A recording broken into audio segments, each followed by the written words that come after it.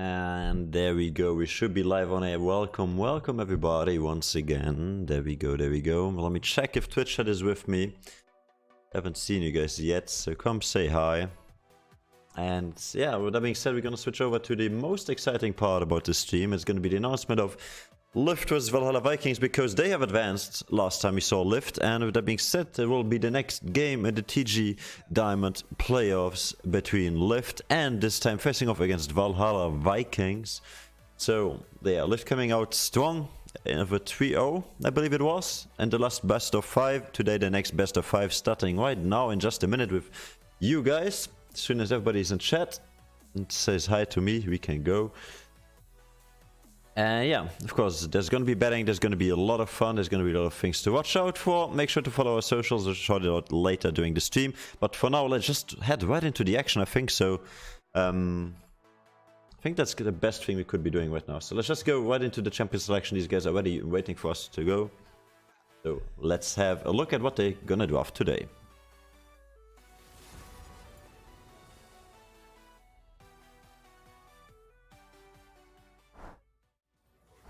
There we go.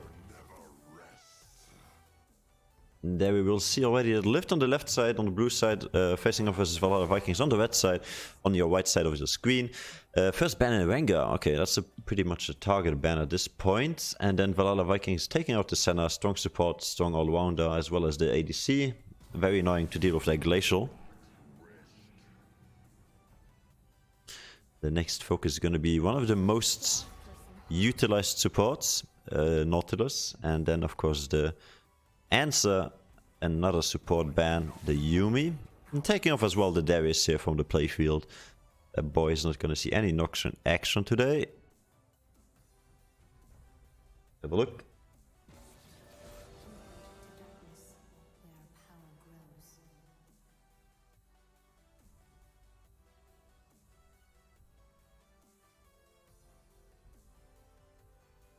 And we're going to be joined by a caster in just a second here. Don't worry, boys, you don't have to listen to my voice alone. As we will be seeing the first login in exactly 3 seconds. There we go. On first pick, of course, everyone's left open and the blue side has to pick first. They will pick it. Even though we saw Winter didn't go for those many on picks in the last series, but the answer is going to be the Mordekaiser Bomb. And with that being said, hello and welcome nowhere. Hello, thank you, Jason. No problem. You're gonna game Nabon with me. Interesting. Well, I think you missed the game itself, but don't worry about that. I mean, the champion selection itself, I can go live and show you what's going on. How about that? That's excellent. Perfect. Catch your breath, man. Were you running up the stairs just to come and cast with me, man? No, I was already waiting here. Okay, there you go. So Karma and Heimberding are now hovered in the last pick of this first rotation. Then we saw, of course, the Mordekaiser Bomb on the red side here by Valhalla Vikings. Already a strong lineup, considering only those two champions. Bomb, one of the most utilized champions when it comes to disengage as well as engage. So very aggressive support and safe. And I think it's very interesting they picked Mordekaiser instead of a overranged scaling champ against Ornn. I agree, Especially on the first rotation. Yeah. But it could be Mordekaiser mid lane, even though it's not that popular. And on pick is always a flex pick. Yeah, that's true.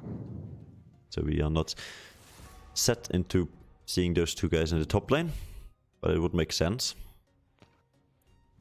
Oh, well, you can go over the next bands. I just have to get my kitty inside. That's excellent. Looking at me. I'll do it.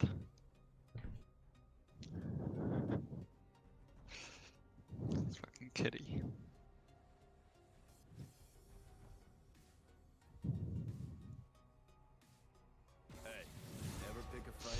So, as I said, Valhalla bans the set because, you know, they don't want it to go against the Mordekaiser, which kind of tells me that Mordekaiser is going to be top.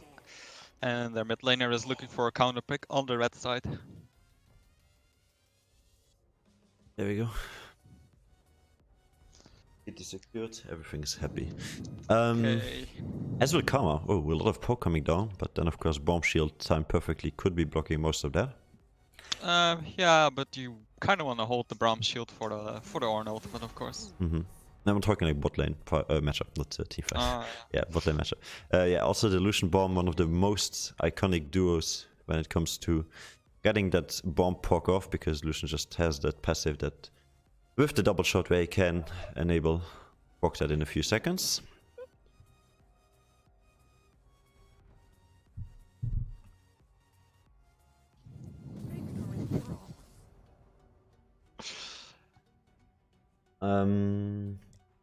So the last ban's gonna be the Diana. Yeah, we saw a lot of recent, well, not buffs, but a recent play rate in that champion, where it went up in play rate as well as in winning rate ratio, but yeah, I'm still not a fan of it. I'm a huge Diana fan, especially into the Ornn. It's such a powerful matchup. Okay. Your So what's your build curve into that then? If you play Diana I'll into probably one? just go for the Rod into Nashor and then followed by Elandris. Okay. It Do you makes even you such do you even tanky champion. Yeah, do you even consider going like what's it called? Because you go Reverend Santa, right? Mm-hmm. So you Most even of the time. not Reverend Santa, Conqueror on first and then Reverend Santa on secondary. So do you also go Spirit Visage or some like healing buff? Because Diana is one of the champions I think that heals so much with Conqueror. First of all, she's melee anti-passive, as well as the Conqueror stacking really fast together with Nash's Tooth. Yeah, I think it's a good choice. However, on Diana, I think once you get more AP, you get more damage, and more damage equals more healing with Conquerors. So it would be more logical to just go like a Void Staff or Death Cap or Zhonya's, something along those lines. Yeah. There will be. Oh wait, let me check if Steam is working just fine. Okay, interesting. Okay, no, everything is working fine. Cool. They're actually going for the Lucian in the mid lane against the Sylas, which is a very rough matchup for Sylas.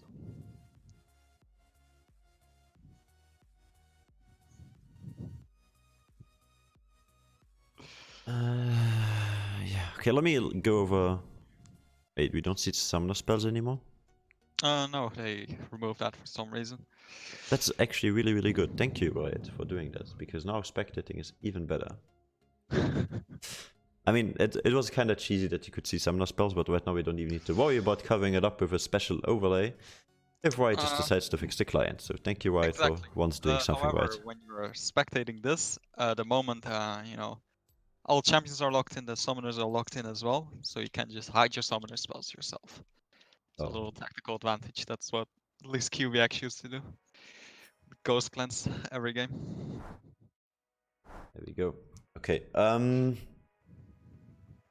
Yeah, we don't see summoner spells at all. That's great. Wow, I'm surprised they actually managed to do something right. Well, with that being said, I'm gonna open betting. You guys can maybe go over the composition here, talk about strengths in the next 2 minutes that you have on 30 seconds. Start with LYVT. What do you think is their strong point in the composition? How will it work out? I think even though that the LYVT has like the Olaf, I think they should just look for scaling and yeah, just scale it up because they have the Ornn items, they have the Silas, they have the Ezreal. They're such powerful champions late game, and especially against champions like Mordekaiser and Lucian because they're so short ranged. You can just do whatever, honestly. So just save lanes, scaling, no overextensive fights. Just stay on the safe part of the map, so that's your side. Don't go for crucial invades. Okay. Stay on the safe part, and once Olaf comes, you can like turn up the heat, of course. But yeah, because I think they have a lot of outplay potential early on as well with the Silas as well Karma. It's a lot of shields, even though it's like the early stage of the game, and these shields are not going to be that strong. But the healing is insane as well on that team, so I might be seeing at least 1 or 2 healing debuffs on the enemy side. I would go like for a Morelos or whatever is needed on the enemy side. But yeah, then again, Lucian into Silas is really good. So yeah, Lucian into Silas, and even Mordekaiser into Ornn is really rough for Ornn early. yeah. Oh yeah, betting. Sorry guys, I forgot. I'm opening. Don't worry. How could you? Yeah. Working on it. I actually looked at my phone like at 1 minute before 2. So I was like, hey, my game is starting soon. I need to go upstairs. Okay. You nearly forgot. Oh, yeah, okay. So red side is going to be LYVT for everybody in the chat. Blue side is going to be Valhalla Vikings. Did I actually name them correctly. I think I did, yeah. Okay, Valhalla. Wait, let me check, just to be 100% sure that I offend somebody by doing a typo in the name. But yeah, betting is open. If you want to know how it works, boys, just look in the chat. CloudBot or Streamlabs bot should give you a heads up on how to do it. Exclamation mark bet, and then the site and the amount and everything. And yeah, let's see who's correct. It's the number between 10 and 1,000. So let's have fun. 10,000, sorry. I was gonna say 1,000 is a little low on the batting side. What's your bet on this one? Who would you bet on? From playing both teams, I think they're all really good, but I think just LYVT has the way better composition. Okay. But it's gonna come down to execution because Lucian and Echo have really big outplay moments. Oh, okay. And so Ezreal and Silas. So. A lot of Vikings, yeah, okay, made it correct. Yeah, I think if Lucian or Echo, one of these two guys, actually manages to get an early lead, we will be seeing this game going out of hand really, really quickly, and then LYVT has to at least struggle to get to that 3 to 4 item point where they will be stronger in composition at least. But yeah. Precisely.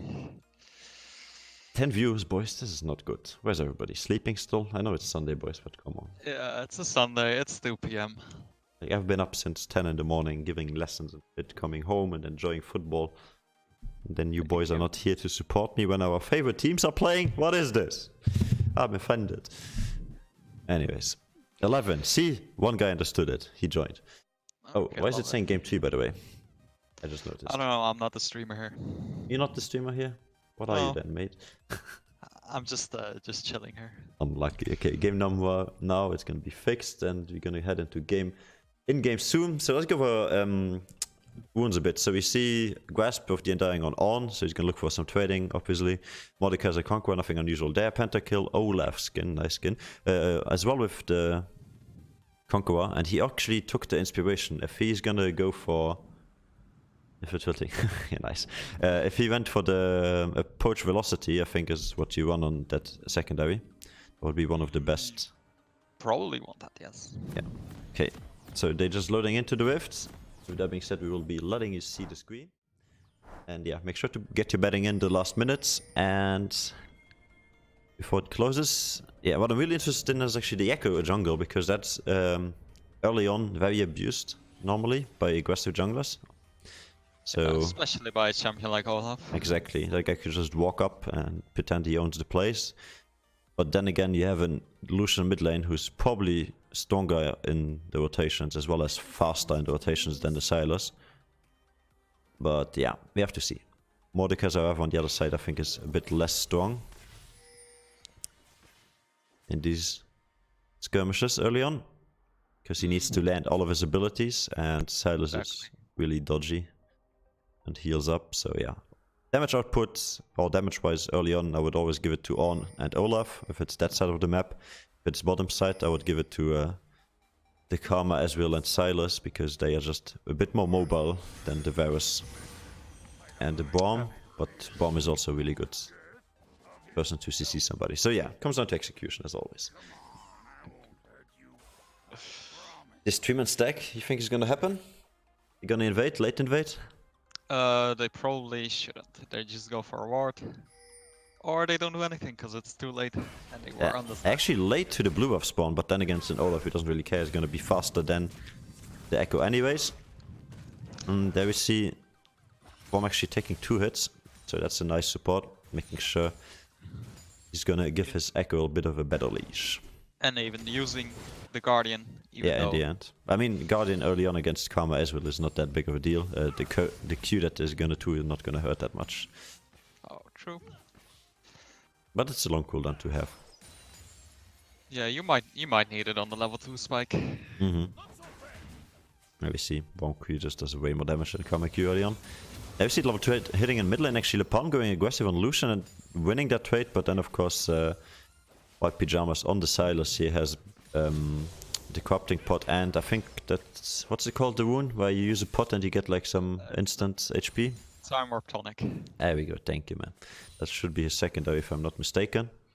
It's a secondary, yes. Because I didn't check his wounds, but I think that was... Yeah, lethal tempo on Ezreal, more and more common. Yeah, people are picking between Lethal Tempo and like Conqueror, and I feel like every day people decide on what's better. Hmm. I don't like Ezreal, so I don't really care what they want. I just want to shot him anyways as my assassin jungle that I play. But yeah, moving on to the Varus, I think that's a way stronger pick, however. Like Lethal Tempo on him makes sense. You get your 1, 2, 3 altars off. As we see a nice pull under the tower, so Lift's top laner is going to lose that trade a bit. Especially if Mordekaiser decides to use his W, which it just did. He'll back up. Yeah, but back to Varus. So I think Varus getting 1, 2, 3 stacks onto somebody and then proccing it with QE is going to be way stronger in this trades in the bot lane. Especially backed up with a bomb, so Lethal Tempo making sense. At least for me, who doesn't play ADC. And even in the late game team fights with the passive, you get so much attack speed, so might as well just get that 3.0. Exactly.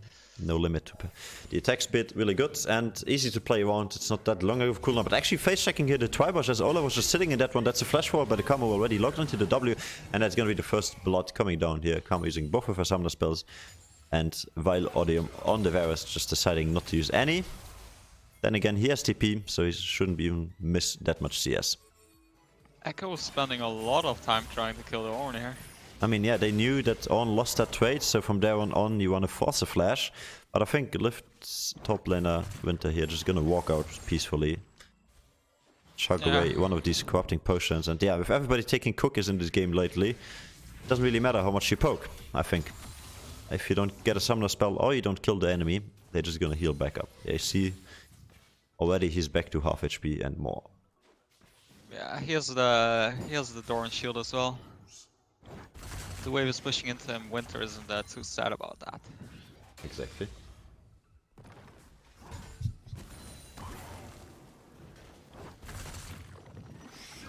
Now, if you look at CS advantage, there's like a 1 to 5 minute mark where you always touch onto that, because that's like the first 4 to 5 waves down.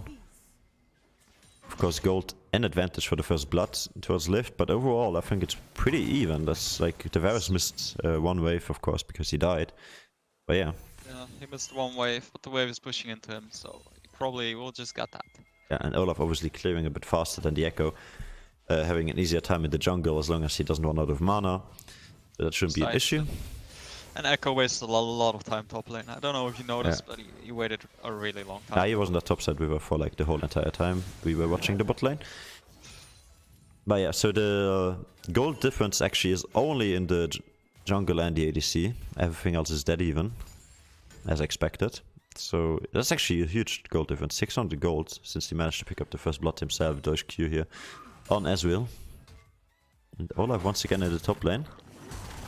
That's a good proc, the first time going down. That's just a flash away to stay alive, but I don't think that's gonna be enough. Yeah, that's Castolan just going down there. Wow, okay. Very good lane gang by the MTB. Love to see it happen. And in response, Valhalla decides to do the dragon. It's only a cloud dragon, so nobody really cares. That's a fun interaction to see. Both of these guys using Lucian's ultimate. Actually didn't think about that. Out of there. Yeah. I'll just back massage for each other. Chugging the potions and back to laning, there you go.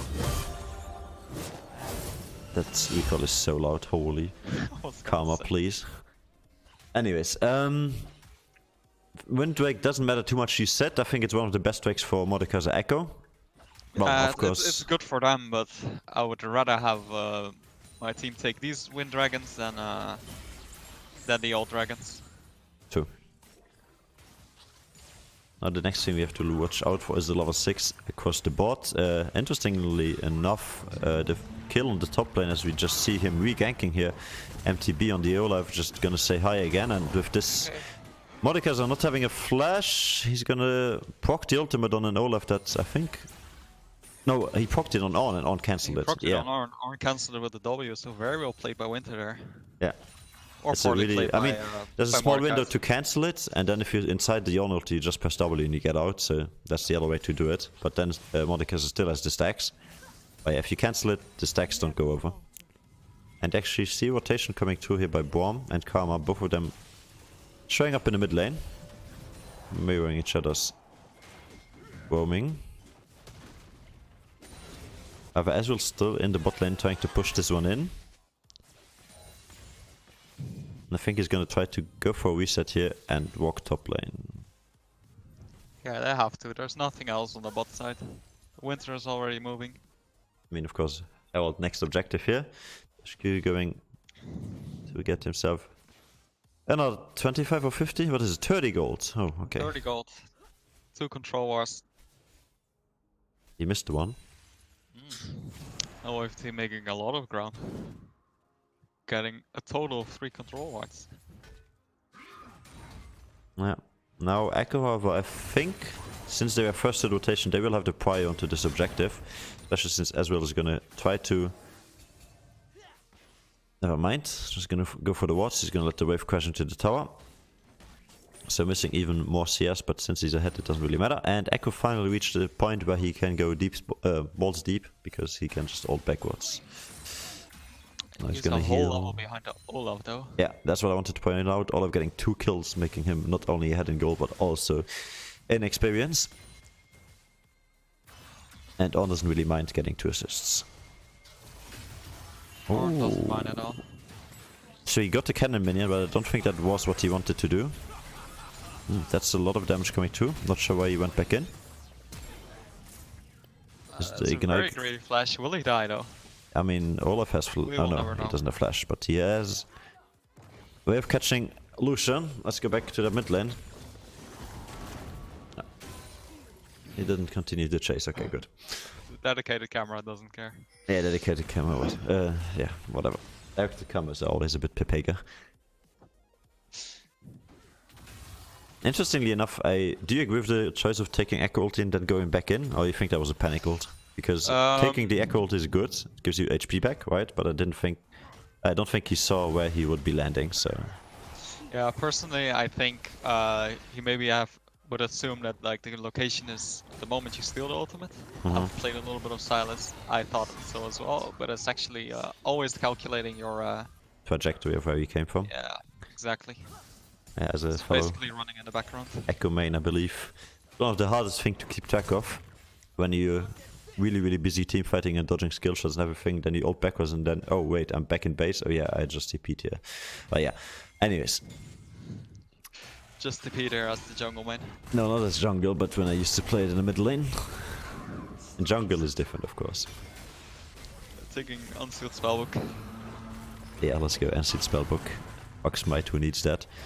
And Echo is here. On doesn't know this just yet. Now he realizes he's in a 2v1. But Silas TP on the bot lane, as you see the top side fighting as well.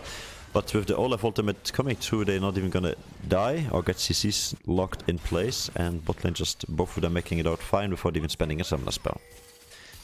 And that means first tower is gonna go over. And actually the only tower that misses plating besides the one in the mid lane. So that's a massive gold advantage for LYVT. A lot of gold at this point, because 4k gold, you will be looking at the numbers here. We can see that, yeah, now On as well is 200 gold ahead, which is eventually just a small piece of an item, like a ruby crystal nearly. In the mid lane and in the mid lane is 400 gold in advantage of Lucian, of course. Here's the range advantage, so that one's gonna even out in a few minutes. But the jungle is the interesting part, where you see the Olaf nearly 1k. What is it, 700? 1k 600 ahead. And in the bot lane, of course, the 1 point math is hard. 800, sorry, 800 gold ahead. Math at this point, yeah, like I said. That's basically a free tier for the Ezreal. Yeah. Speaking of tier, already completed the man immune with his Sheen. Do you think it's going to be an AP Sheen?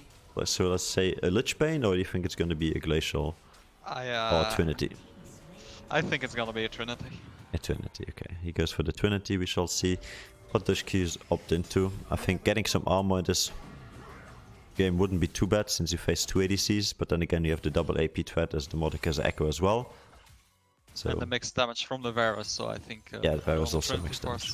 Would be way better. Of course. I mean, you're ahead, why wouldn't you go for that? And it's a nice power spec to get after your tier completes. And it includes attack speed, which with lethal tempo, of course, feels way better than an Iceborne Gauntlet. Also, 30 seconds ago, LYVT decided to pick up the Drake as well. Not quite sure how they got that Infernal Drake with Olaf not being on that side of the map. But yeah. And they successfully invaded the bot side after that. As you can see right now, Echo, you on the wrong side of town, but he has backup by his team. Actually survives because of a crucial ultimate here. Now Karma is the one left alone, and Lucian's gonna pick that one up, and that's gonna even out the gold nearly. So only 2k gold apart now. That's really, really good for the team. Valhalla Vikings here. Making sure they're not dead. A little bit of over-aggression out of LYVT here for the Wolf Camp, which I don't think is that worth. Maybe a blue buff. I think if they had one more member, there was actually a potential fight breaking out that they could have won for sure, because they had the strength in numbers. But like this, they were 4-2 in numbers, and that was a bit too uneven in this stage of the game. And Ornn has TP as well, as opposed to Mordekaiser. I mean, so does Ezreal. But yeah. Ezreal was really close by. We did for the wave instead. It's fine. Waves are more important anyway. I mean, for the size of LYVT, this doesn't really matter, because all they want to do is scale anyway, so if they have to prolong their scaling a bit, they're fine with that, I think. Precisely. You gonna get it? Oh, last auto. There we go. Lazy dog making sure those lazy wards go down. I feel like Valhalla is a little bit too excited with buying all these pink wards and placing them. I mean, a good vision score is always nice, but it's not gonna win you the game at the end. Especially since we don't see them really utilizing this bomb illusion virus. So I expected them to have way more death pushes where you just kill somebody that face checks. Especially since you're behind, that's what you want to do. Want to look for picks, not full on team fights. Okay. They have to wound King. As soon as it's up, he's just going to use it on the Silas, I feel like. That's like the third time we saw him use that. Yeah, I mean, 100 magic damage. Let's go, it's worth it. It's probably not worth it. We have to kite an Olaf. Yeah, I would always keep it for the gank because it's a nice advantage in speed together with your W. Wait, W doesn't give you movement speed anymore, does it? Excuse me? If you hit somebody with your W on Lucian, then auto attack, does it proc movement speed? Yeah, it does give you movement. It does, right? Okay, yeah, okay. Didn't play Lucian in so long. I keep forgetting what his abilities do. Jesus, man. Next objective, 40 seconds on the Herald. Old Betty spawning soon. I think with how the lanes are moving, I think LYVT just wants to contest my god. Varus is on the wrong side of town here. He's gonna get backed up here by the Lucian, but that buddy can't do much for you. Lazy Dog a little bit too enthusiastic on the W on Lucian. Yeah, and I think Echo's trying to go into the Karma because he can just one-shot and ult out. But that means he would give up the pressure for Herald. There we go. Is he gonna go in? No, he decides not to. Of course, he's still leveled down. But he has completed his jungle item, and that's a small power spike for the Echo. A small win. Also, Red Smite on Echo? What do you say? I mean, I think you're the Echo player here. Okay, because personally I think Deutsch Q is in a bit of trouble and he's gonna not die. Yeah, he will die. Oh, last tick of the Ignite will take him down, you stand correct. But yeah, as I wanted to say, Echo Electrocute means you're going the aggressive part. And then I would always take secondary sorcery. And I would take the... What's it called? Where you use a summoner spell to get movement speed? The Nimbus Cloak. There we go, the Nimbus Cloak. And that one, obviously, even better with the Blue Smite because you slow the enemy and you get movement speed, so... But yeah, everybody to his liking. I think secondary and Echo is really up to how you play. Well, it's very playstyle dependent. Ornn is not gonna get stunned into this one. Nope, someone's not gonna hit. But there you see already the Echo damage coming to on the Ornn, who has an Abyssal Mask, so that was a lot of damage coming to him. White Pyjama's in a bit of trouble, but he has the Echo ultimate to stay safe. He's gonna get back out here as the Ornn joins the fight. Actually managed to get a 3-man knock up here on the right side of your screen as we see him knocking up once again the Illusion. That's a really, really good team fight for them. Olaf now just marching through. In the meantime, Castolen managed to pick up the Karma. And now he's going to take down the Olaf as well. The Silos, sorry. And in the end, it's actually... Team fight win for Valhalla Vikings. Yeah, who would have thought? So, it's two people staying alive here. and as will the sole survivor. I think they were a bit too split in this one. Olaf decided to join the on and left his backline. So White Pyjamas, who already used all of his abilities in the previous engage on the river, managed to then retreat together with Karma and Ezreal, but Karma got locked into the Mordekaiser ultimate, making him have a free kill, I believe. And then it was only Ezreal and Sylas alone, with no frontline to be seen, as Olaf rushed to help on and kill the Lucian. Uh-oh, that's a dead echo. Way too late of a flash. Overextending a little bit, Yeah. I feel like LYVT and Valhalla Vikings are both a little bit too enthusiastic in these river fights. I mean, we First, want a high-paced game, we want a lot of excitement, so this is what we want. Everybody doing mistakes. But yeah, from a league perspective, of course, it's not optimal. From a spectator perspective, I think this is more than glorious to watch. We don't want LCK games, basically, Exactly. where we ping pong lanes for 20 minutes. Ooh, Blood's still here. How does Mordekaiser die twice? What do you mean? Died twice in lane, now he has 3 kills. I think he's doing perfectly fine. He's doing his job. Exactly. Clicking ultimate on the support. Poor little Karma. I mean, stacks are stacks, you know? Precisely. Yeah, Karma opting for the really squishy build and supportive builds. Not quite a fan. I think since you have the Ornn and the Olaf, you have a bit of frontline, but the Olaf decided to go the Warriors enchantment. So not that tanky just yet. And in that case I would always go for the more tanky build on the Karma. By yourself, like either go the Wall of Ages and Knight's Wall, or like even... Ooh, we see White Pyjamas here in a 1v1 against Le Palm, but yeah, just some trading, okay. Yeah, so the more tanky build where yourself, you get a lot of HP and AP, so the tanky build for Karma, because then she's unkillable herself and can frontline. Now Le Palm in a 1v3, 2 TPs coming through though, that's this Varus and the Mordekaiser joining, and Mordekaiser actually crucially taking once again the Karma into his Rift, as Varus already picked up the first kill onto the Sylas, and on ultimate going white, not hitting anyone. Karma left alone by his team, and that seems to be another losing team fight for the sides of... Never mind, I take that back. Yeah, Castrol going down, and I think they're just gonna clean house. Yeah, okay, LYVT manages to come on top after this one.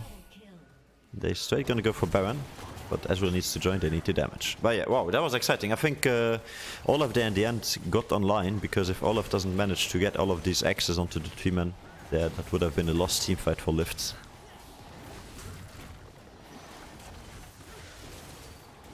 Oh, I got a message. It's a very, very fast Baron time for this time in the game.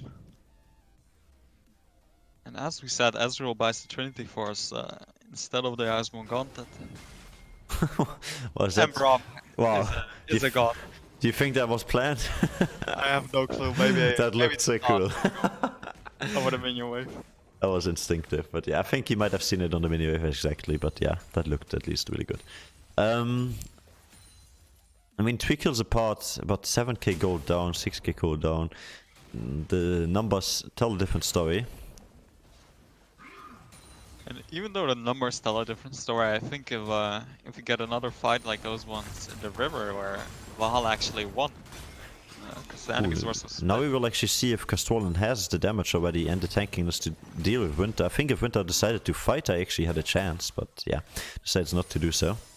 Probably doesn't have enough information in his part of the map, because as you look at the top side, they only have 1 deep ward behind enemy lines, which is getting taken out just now.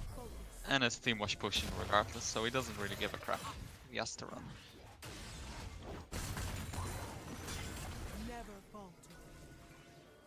Very, very forward movement here by LYVT. They're deciding to group around this top side, while Ezreal is playing the baiting dog in the middle. Seems to work just now. I mean, Ezreal always really safe champion. He has Summoner spell up as well as his Arcane Shift, of course. And that means they have to rotate to one of the towers to defend, as White Pyjamas as well on the bot side with his ultimate actually up, and he's gonna decide to ult. Not at all. Interesting. Okay. I expected him to take the Olaf ultimate, the Echo ultimate there, but maybe it wasn't pulled up. Had the Lucian Yeah, ultimate. so way too greedy on that one. Could have waited a few seconds, because I think the Lucian ultimate is one of the most useless one for him to take. Everything else seems to be fine. I think the Varus ultimate is way better than the Lucian one. The Echo ultimate is brilliant on Silas, and the Bomb ultimate is just one of the strongest one to disengage. So, and Mordekaiser, I mean, will make you single out the champion if you get 1v2'd. So, I think Lucian ultimate is very good on Silas. think so. Just brings you so much mixed damage. The scaling on the ultimate is higher than Yeah, of for course, Lucian. damage-wise I see it, but utility-wise I would always go for something else, especially when you're about to get 1v2'd. But hey, let's see how he plans it out, and the next time as we see the next dragon spawning, of course we haven't talked about this yet, but as you can see on your screen it's going to be the Ocean Drake Soul that's affecting the map. So with this Drake being picked up uncontested, only one more to go, and we will be seeing a Soul, and I think... Karma, please. Be quiet. It's way too hard. But yeah, Ocean Drake really strong on the Silas, on an Olaf, on an on an Ezreal. That's gonna build some lifesteal now. On a Karma. I think the whole team of LYVT is very happy with this Ocean spawn. Fits perfectly right into the composition. There we see the on. Now finishing the supposedly strongest item right now on tanks. The Sunfire Cape.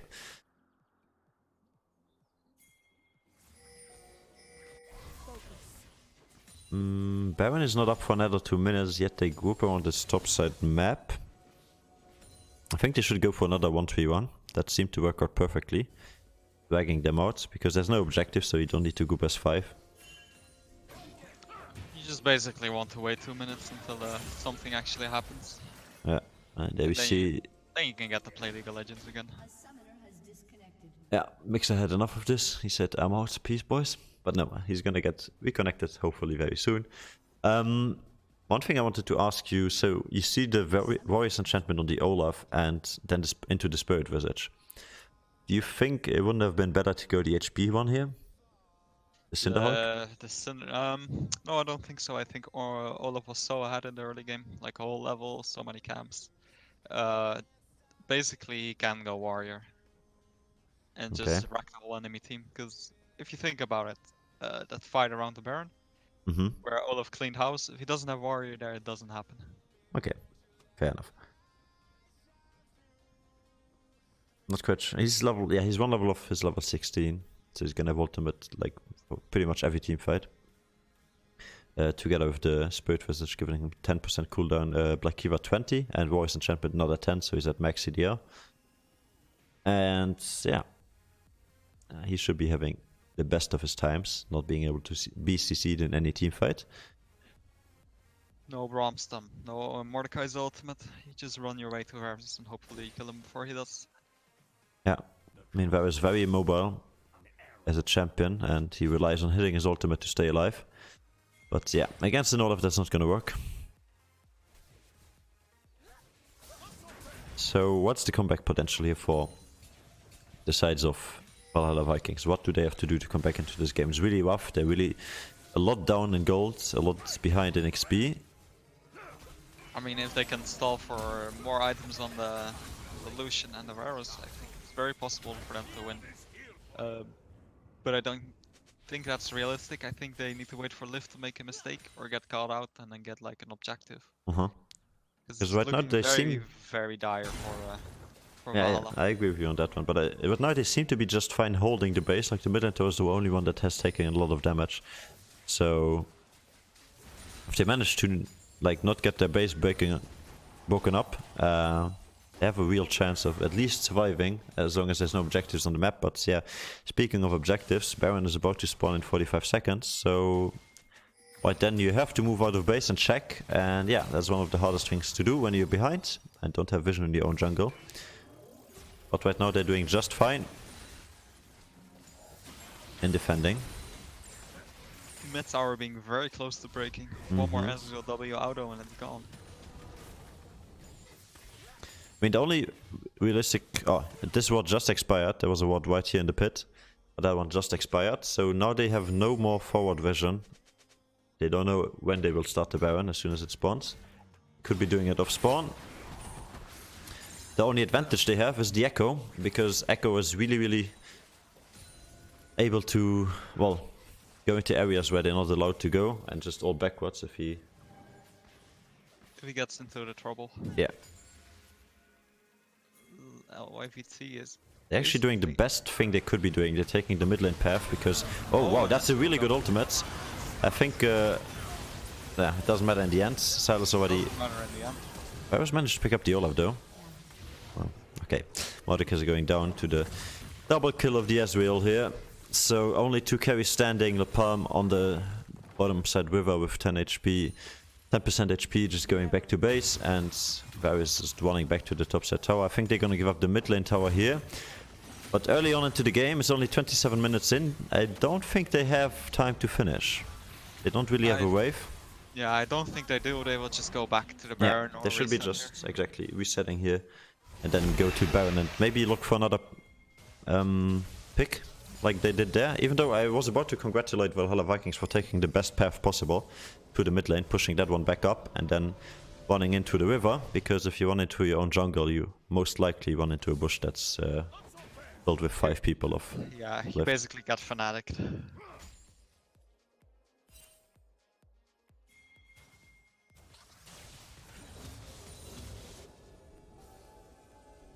Lucian is hitting his level 16 now, so that's very nice for him. Very low ultimate cooldown. But still, it's Lucian. Yeah. Much rather have my Echo or my Varus hitting that level 16. Of course. I mean, the Echo is the one that's crucially behind, because I think if Echo was in a stage where he's level 16, right there you see level 13 versus level 16, he's backed up by his team, and they will be managing to pick off the Olaf, which, oof, that's a lot of damage, which will enable them at least a contest to the Drake. Yeah. Let's see if they decide to stay. I mean, Echo's really low.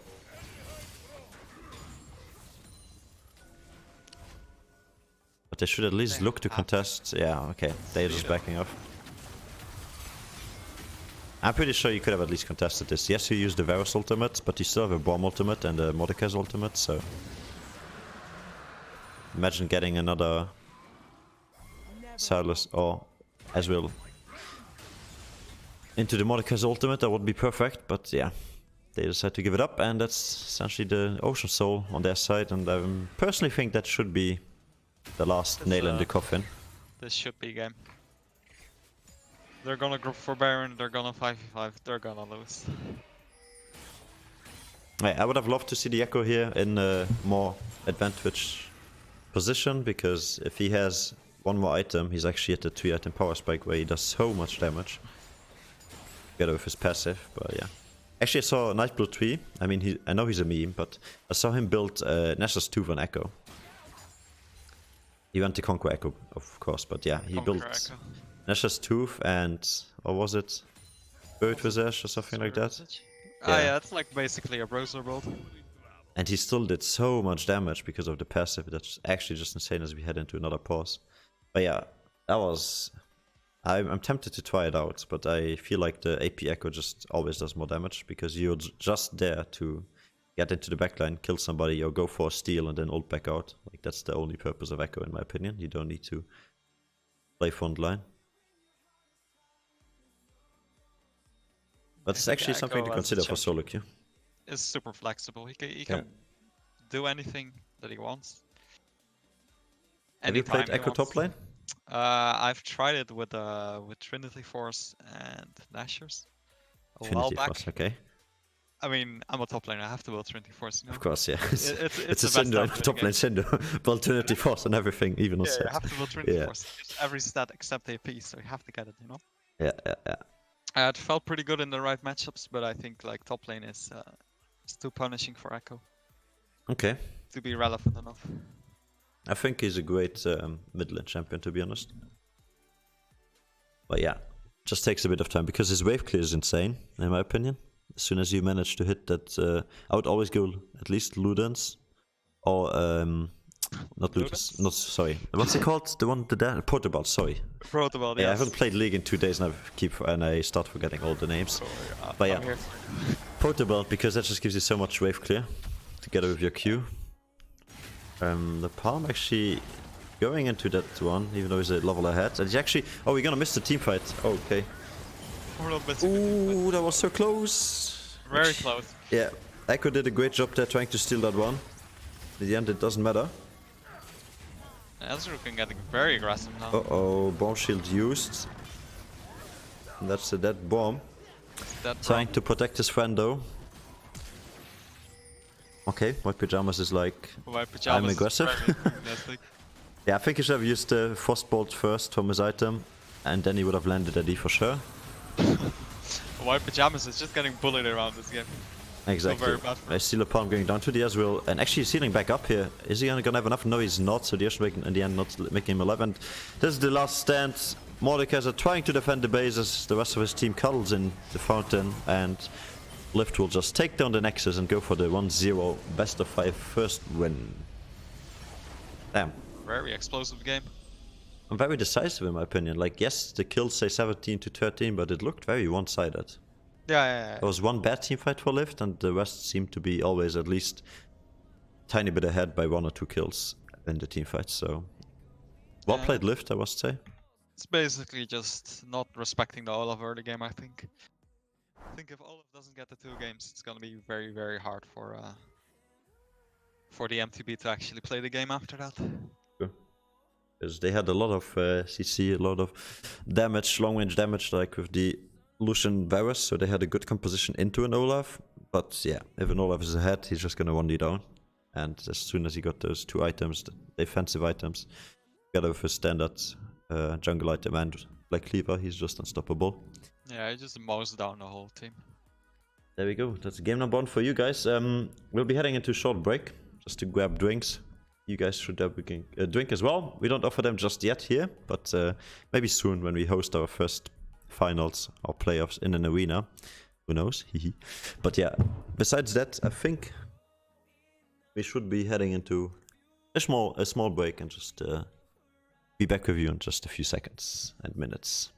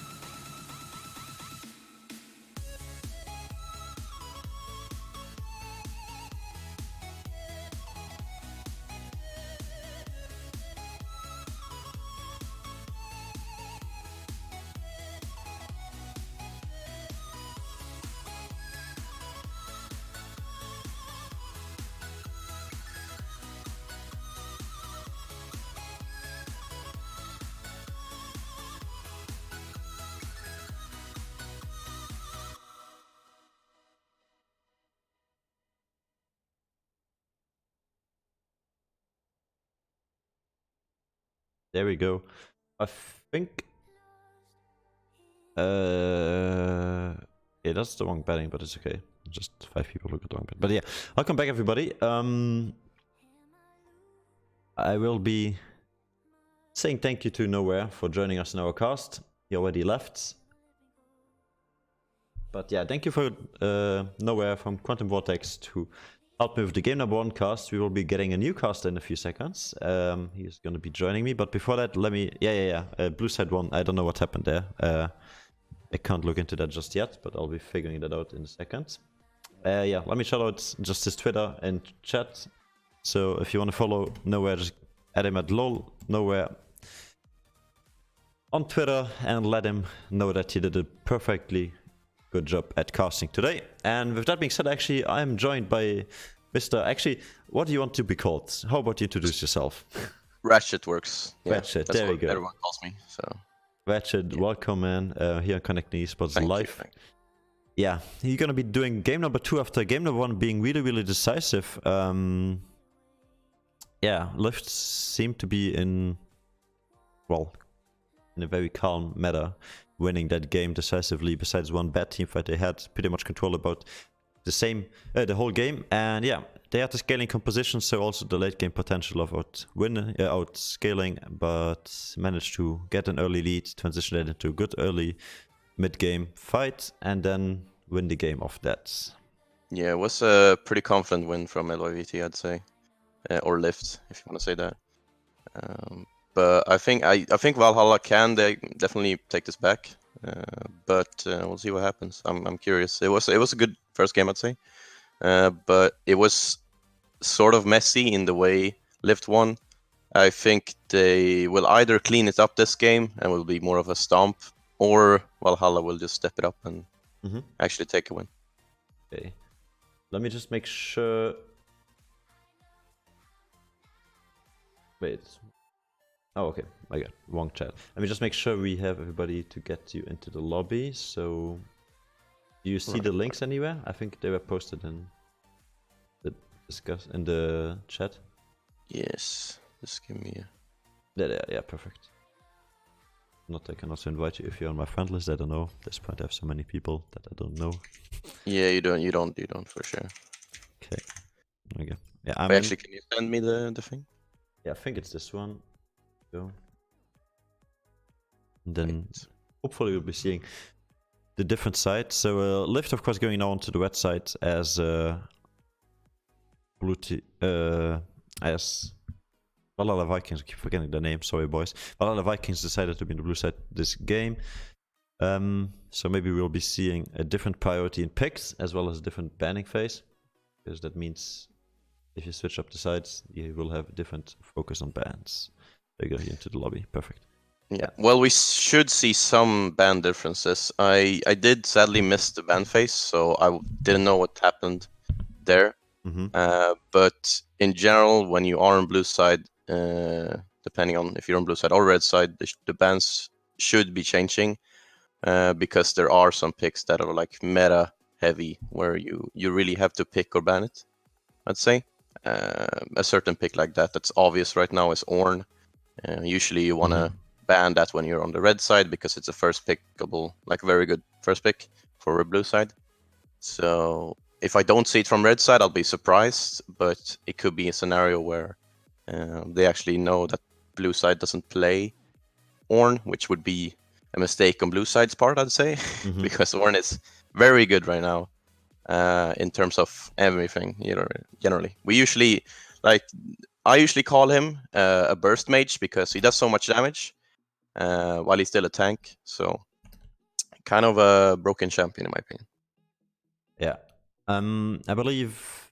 Yeah, never mind. So LYVT, I think, has decided to join once again onto the blue side. For this season, for those guys who don't know, in this best of 5 on the TG Diamond League playoffs, we have the rule that we give the winner the chance to pick the side. With that being said, LYVT just won game number 1 of this best of 5, so they will be choosing blue side once again. Seem to be comfortable in having that first pick and banning in that certain way. That makes sense. I mean, it's wait, a system. did you say LYVT took blue? I believe so, yeah. Okay, yeah, that would make sense. General blue side is the better side, I'd say. It has the better win rate in pro play and so on, for a reason, because you have Right that now, first. I agree, but it didn't used to be like this. When there was multiple priority picks, I think red side was always better because you get 2 priority picks over 1, or you force the enemy to ban a lot of things, and then you can go back to comfort picks that just are better in laning phase, technically speaking. Yeah, for sure.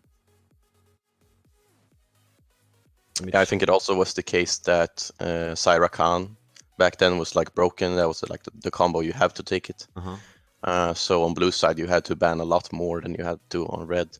So like the way the game is right now, I'd say when you're on red side, you have to ban, like while you obviously want to ban some comfort picks, on red side, I'd say you kind of have to ban some more meta picks compared to blue side. Sure.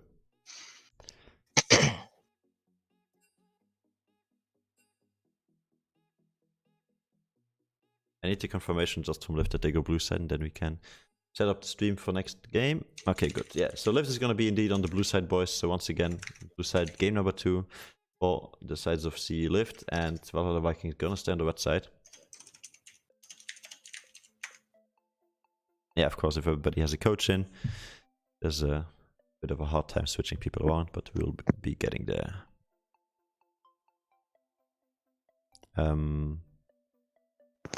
Who will you bet on this game? Who do you think will win? Trying to still fix the... Yeah, you do that. I'm trying to bet to fix the last bet, because last bet I think it went to the red side instead of the blue side. So 5 people who betted on red side got monies. On blue side who didn't get their monies, but yeah. Scam. Sorry, boys. Wasn't on purpose.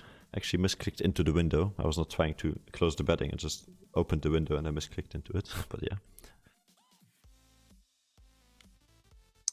How do I bet? I mean, I'm going probably to bet on LYVT. I might have changed my opinion depending on what side they got, but because they're blue side and also they have the momentum of already having a win, I'd say it's in their favor. It's definitely their game to lose, if you want to look at it like that. But we'll see. I'll just brag a bit about my points. There you go. Is everybody in? Who are we missing? I think everyone's there, right?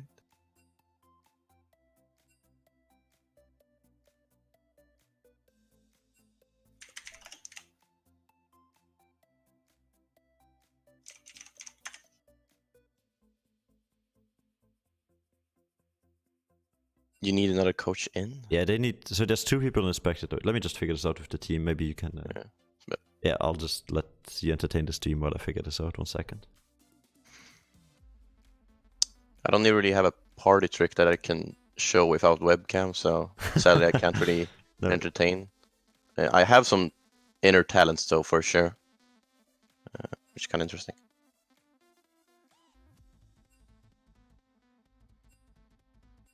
Like for example, I can just tell me your best joke you got. There we go. Oh no, that's you put me on the spot now. Ah, damn. Because there's this coach for who? Yeah, but we... Okay, so we only have 1 spot left. Just do Discord. Okay, so do Discord stream for Proctor. Yeah, you got both teams got 1 coach in, so can't really get more people in. Yeah. Sorry, Proctor, if you're watching. I know you're a nice dude, but yeah, can't really have you. Yeah, Winter should be streaming. Yeah, Winter's streaming for you, boy. So just enjoy the Discord stream. Okay, stream is ready. Teams are ready, and with that being said, we're gonna head right into the champion selection. So once again, LYVT on the blue side, Valhalla Vikings, and I will actually let you do the talking about this one. So they ban Rengar. I'm assuming that is a comfort pick, because otherwise you wouldn't ban it. Senna is a very good ban in general, because Senna is well busted with the I call it starving, but that's not what it's called. It's called fasting Senna. So that's a good strat. It's very popular right now. Knowledge ban, I don't know if I really agree with. There's a lot of like higher priority bans, I'd say. Like unless it's a comfort pick again, but either or, if it is a comfort pick, it's kind of a weird ban in my opinion. Darius, I can get that if it's a comfort pick as well. There's a lot of comfort pick bans as I can see here. Not a lot of meta except for the Ornn. The Ornn ban I like, that's smart of them, and also banning the Senna. So red side is banning really well here, let's say. One pick, in my opinion, that's very OP right now as well. That's kind of a little bit on the down low is Yumi. Aphelios first pick, very good as well. One of those picks where first pickable, that's I mean, right now very it was practical. nearly the exact same bans, but a lot of Vikings only banning the Ezreal there. That's the difference, I see. And the Ornn, because they left both of these open, but actually LYVT going for the exact same bans in the same order as they did last game. Going for the Syrakan against the Aphelios, very... Oh, I mean, not okay. picking the Rakan, you basically either forces the enemy into picking the Rakan, which could be a bad... It is an option. Yeah. I generally don't like picking Olaf like this, because while he does handle CC well because he has his ult, he is actually counterable either or either way. Yeah, but so, they did try to counter him last game and then he still stormed, so... Yeah, I mean... Picking it away is maybe a good thing. Yeah, To see what they have in I did see that Olaf last game did not go Cinderhulk, which was really weird to me. Like, Same. I get the point of going Warriors, but not on Olaf. The thing is with Cinderhulk is just buffed recently, so it's that's just not okay. You need to go Cinderhulk on champion when it's good. I mean, he was ahead, so he decided to keep the tempo, but yeah, I think Cinderhulk would have just made him unkillable, and then he can still run it down with the Black Cleaver damage. You still do damage with Cinderhulk. That's how I personally would adjust on the that. Trundle and the Gangplank for blue side, as well as the Rakan coming out as expected. So far I really like LYVT's draft so far. I like the Trundle into the Olaf, and also the Gangplank's a solid line pick. Here obviously they want to ban mid lane or supports for what they can get, because what LYVT doesn't have in this comp or with this draft is they don't have any flex pick. The same for red, so they're kind of missing out on the surprise factor though, which is very good to do, I'd say, in drafts. So I'm a bit sad I don't see that. The Syndra coming out, that's a classic ban in general, because it is a very safe mid lane. It just does well against a lot. The Casio and the Sylas. The Sylas coming out against, I guess, the opponents that played it last game. The Sylas looked pretty annoying, I'd say, so it was understandable. As well as the Cassiopeia ban. Cassiopeia being pretty good into Rakan. And also pretty okay against Olaf. So that's a really good ban. And then the Lucian, I'm guessing that's banned for mid, obviously. Though I don't know if I agree with the ban there, because like they would be forced to have an AP top either way, and yeah, I don't know, because they haven't even showed their mid yet either. So I don't know. I don't really like the ban there, but if they didn't have anything else, then like it makes sense, I guess. The Malphite, okay. Is this like gonna be a Yasuo mid? If they do that, they are gonna lack in P damage though, which also means they kind of have to full AP Malphite, you know.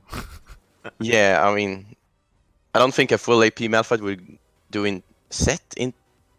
Okay, we still have to see. This could be a flexible Olaf. I have seen an Olaf top lane, and it could be the Malphite jungle.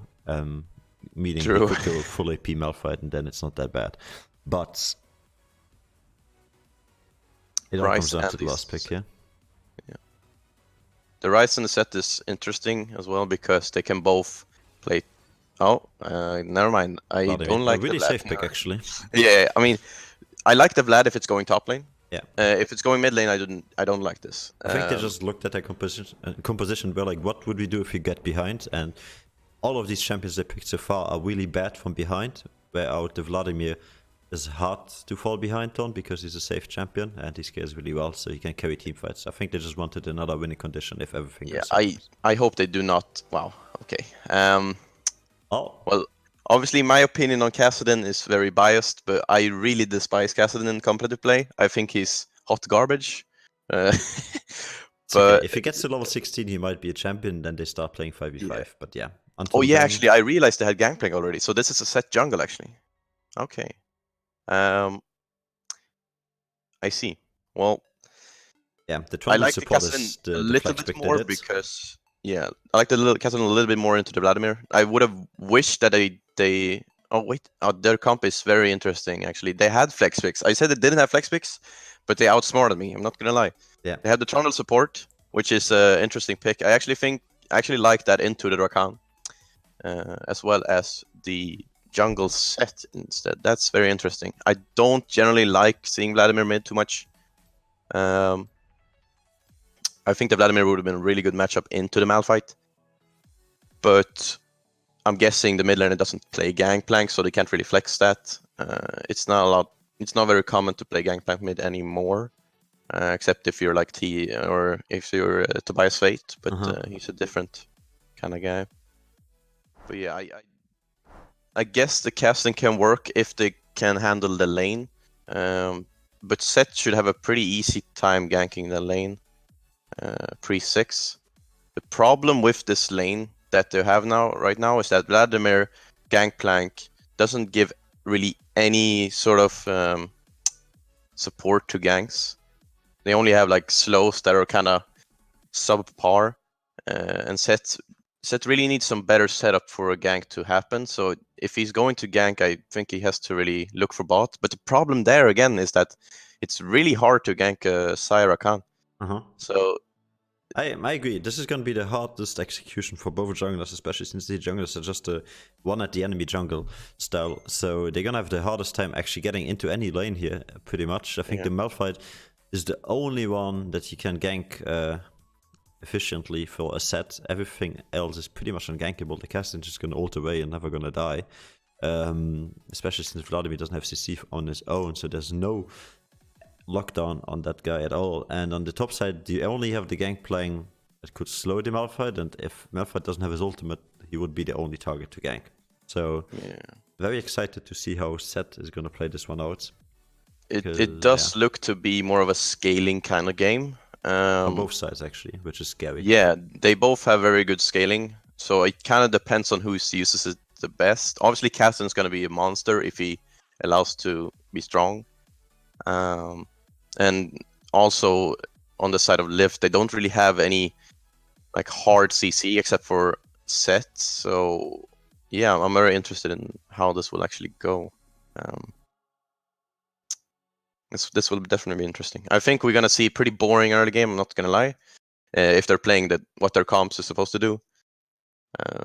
But we'll see, I guess. This definitely gonna be a jungle diff game. I'd say it's very dependent on if the junglers do their job or not. Because the laners shouldn't be able to kill each other one-on-one, except for maybe bot lane. That's where the most action should be happening, I'd say. Top lane is just an island, really boring Malphite into Gangplank. Gangplank's just gonna sit there, farm up his grasp stacks, get Sheen as fast as he can, and then actually start chunking the Malphite a little bit, while Vladimir and Caston's just gonna look to trade Qs and then farm. I agree with that one. So yeah. But yeah, 3 seconds left before we'll be seeing which summoner spells they have taken in the game number 2 between LYVT on the blue side once again, facing off against Valhalla Vikings here in the next stage of our playoffs game. Where we will be heading into the semis and finals, I believe, right? Taken. You have to double check that. I always forget if we do Gauntlet with 5 or 4 rounds. Yeah, I mean, don't ask me, honestly. It's okay, bro. I will figure this out. It's just at this point we did so many tournaments, actually, because we switched it up every season depending on the teams. So, yeah. Yeah, I mean, it makes sense. You got into the game already, by the way, so we can maybe talk about summoner spells here. Grasp on Gangplank seems to be logical. Yeah, I mean, it's not a summoner spell, but yeah. Sorry, not summoner I like spells. the grasp. The runes, my bad. Yeah. Jesus. Today is not the game for me to cast League of Legends, I swear. I like the grasp there. He also has flash on the right key, so that's good. Important to point out. So yeah, I mean, top lane should win because he has flash on the right key. So there's that. So what is the right key for Flash? D, of course. Like everybody knows that, right? All the people stuck in once, maybe. Anyways, moving on. Next thing is actually the press attack on this Q. Oh, wait 1 second. Hold that thought, because we see Trundle realizing he's in a bit of trouble. And if Rakan hits that, and he does, that's gonna be at least a flash. The Ignite come through by Master Mixer here, making sure that Lazy Dog is burning. And the X is gonna hit one more time, giving AFK another free kill. Or at least serious. So yeah. Better That start is, already for the size of Valhalla That's Viking. really good for Valhalla Vikings there. However, Getting the red kill on buff, the Olaf as well is really nice for them.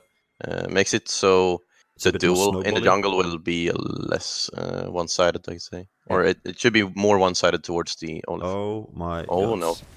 What is happening this game? Okay, he has the movement speed from the summoner spell, so at least he stays alive then. They're gonna trade red buffs in the end. Guti spotted it out, but I think he lost his flash there for nothing. But we saw actually Winter also flashing aggressively after him. So both top laners using their summoner spells. And I then you really like see- the swap from LYVT. Really like the swap. Exactly. Gangplank able to early on bully the Kassadin better than at least the Vladimir. And It's Vladimir is also a doing May fine. or AD Ooh, matchup. level into the 2 gank cast. on top lane he actually. Okay, misses the 2 damage because I could have taken Castolan really low, who also expanded his TP to get back into the lane in time. And I think Vladimir is way happier in this lane than he would have been in against the Kassadin.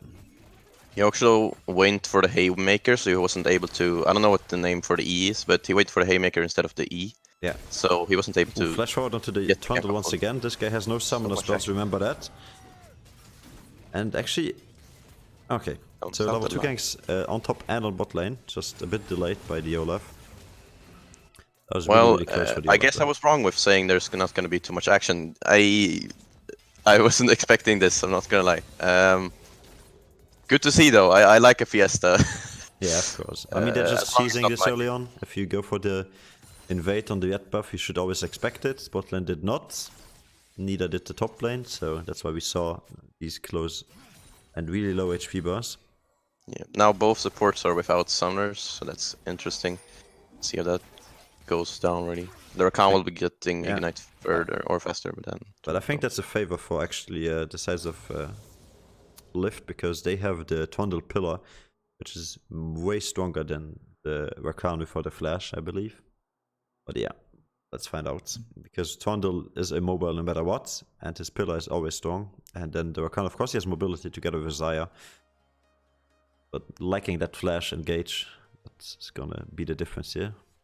Yes. Oh, short pause. Ah, but he just took a piss. I would assume so. Now we see actually both junglers meeting at the crab, and remember both of these guys. Okay, he actually smites for HP, but I think he still goes down because he has... Actually, he stays alive though, that's crucial here by the Zaya, making sure that his jungler survives, and then Zaya actually flashes away. Not quite sure about this one, because now they're gonna trade 1 for 1 if he does manage to pick up the Olaf in the end there. And now it's a 3v3. And that's in the feeders for you boys. Hashtag nerfed, picking up the triple kill here for himself, and that's gonna decide the bot lane.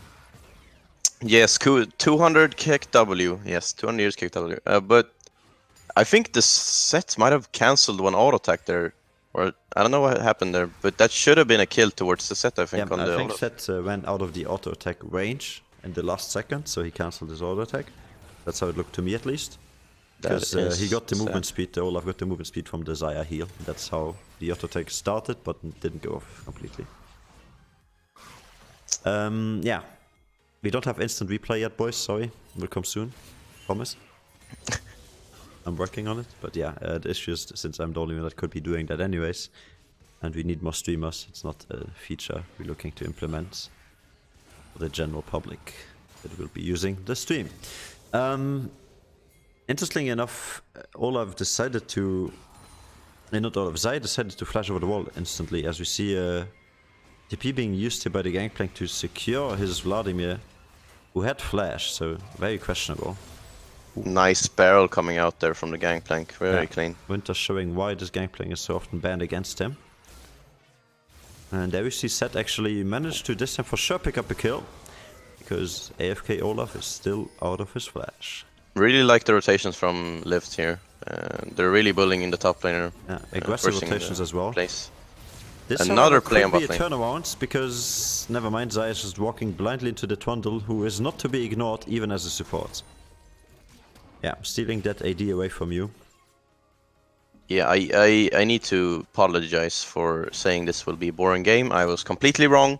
It's never boring here on Connecting Esports, but we turned the There's most some- bonds and the most diamond game into the most Some fun. insane fiestas, which I do enjoy. The double buff on the Philios here as well. Yeah. Oh, never mind. See, he doesn't like From when you before. call it out. He got shy Yeah, about yeah, it and hit his buffs. Yeah. But this is all pre-level 6. That's actually insane. Having this much aggression and this many interactions going down on the map is quite intense for such a game. This is very favorable for the Philios though, because he does scale a lot better than the Zyra can, I'd say. While the Zyra will be good for the team because he's pretty safe in terms of disengage and so on, but yeah, the Philios is going to be a monster.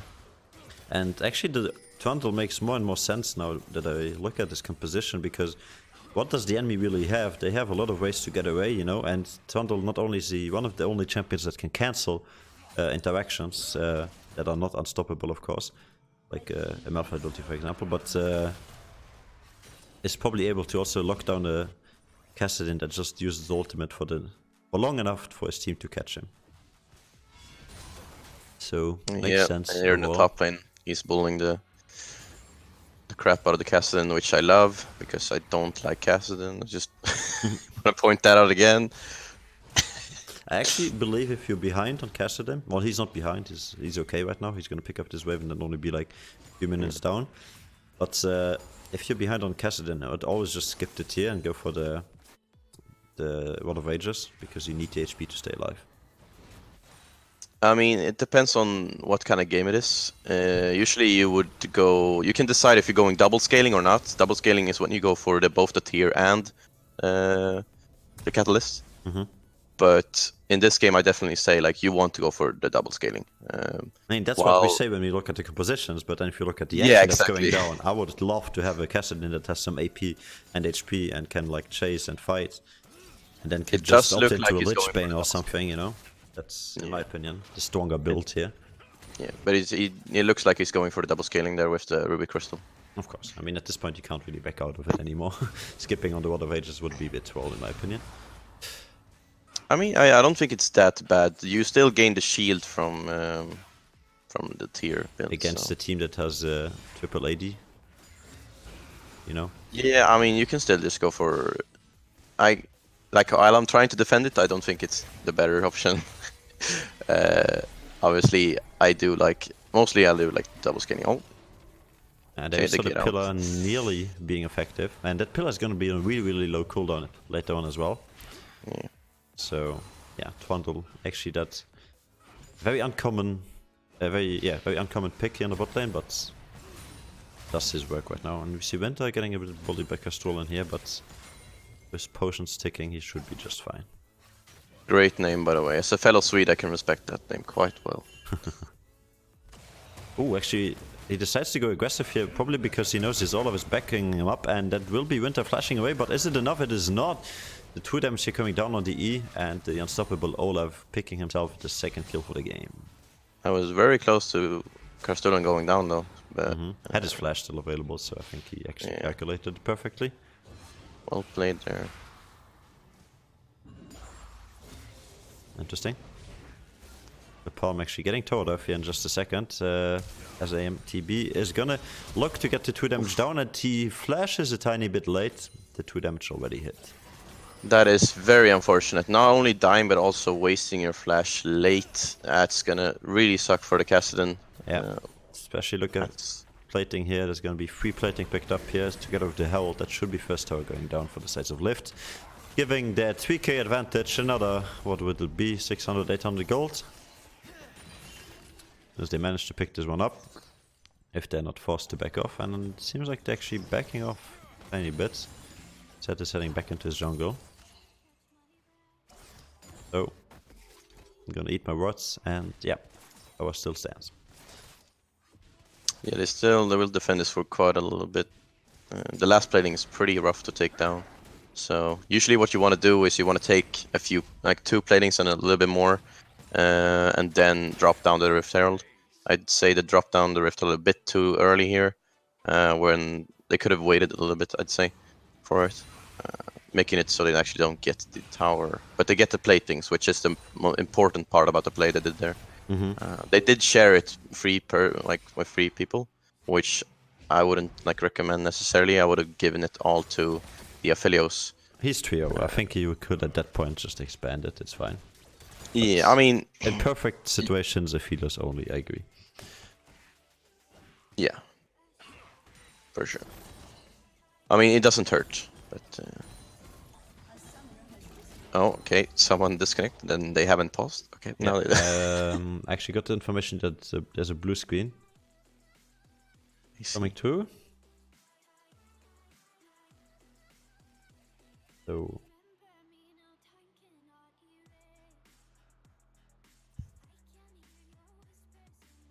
not quite sure who got the blue screen, but somebody has. I mean, for me, it's gray, but thanks. That's a different thing. I'm just letting you know. But yeah, I mean, looking more at the draft, I'd say, as well as like how the game looks, this looks very lift favored. I'm honestly going to be surprised if Valhalla Vikings can come back from this. It obviously doesn't look too over in terms of game state, but considering the champions we have on lift side as well, they can't be getting this ahead against Valhalla. That's why I keep saying whenever we see scaling composition, it doesn't mean essentially that we will have a scaling game, because you see 11 minutes into the game, and yeah, there's actually nothing that would point towards a weak early game, because all of these guys have been very active, and lift rotations have been perfectly. They went for 2 tower dives already, I believe so. The one in the mid lane we just saw a few minutes ago, and one in the top lane, I think it was. And they went for a steal and a level 1 invade on both sides, so a lot of action going down, and with the first wake being picked up a minute ago by the sides of Valhalla Vikings. Yes, and the next Drake coming up in around 30 seconds here is the Mountain. 30 seconds.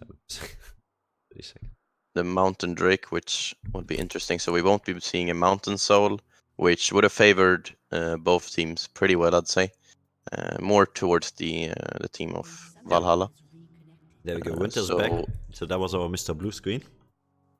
Yes, I would hope to see Infernal Drake, just because it's very explosive and I like that. It would definitely turn the team fights and would make Castruola and Lepalm one of the most effective members in the team, because if he just hits one combo, or one of these guys hits a combo onto any of the carries, it should blow them up and put them out of the team fight pretty much. Yeah, but obviously the Ocean Drake is busted, or the best Drake, I'd say, for sure. So if you can get the soul, so let's hope it's going to be a different one. Yeah. Actually, do you know how they calculate the chance of the Drake spawning? I don't think there's like, I guess it's just random. It is random, yeah, but do you know the numbers? No, okay. I don't know anything. I had this talk with somebody a few weeks ago, or actually not a few weeks, but a month ago, when they released the Drake, the new Drakes. So yeah, and at that point I think he was saying, at least, so I don't know if this is the actual data or not, as we head back into the live game, but he was saying that there's a system that if one Drake spawns, then the other 3 Drakes have a certain order of spawning. So it's basically just the first Drake of the game. That's so it's an algorithm then. Exactly. Oh, interesting. And that, in my opinion, seemed a bit rigged, but hey. Because I would love to have different paced games. I would want them to swap. The Vladimir should be on the side where the Malphite is, instead for lift, I'd say. Yeah, but at this point I think Vladimir's at the stage of the point where he has double CDR items, so it doesn't really matter. And who is laning against, he's doing just fine. But of course, Malphite would do poorly into the Vladimir because he just went for HP. And yeah, I think if it's more that which lane can bully the other more.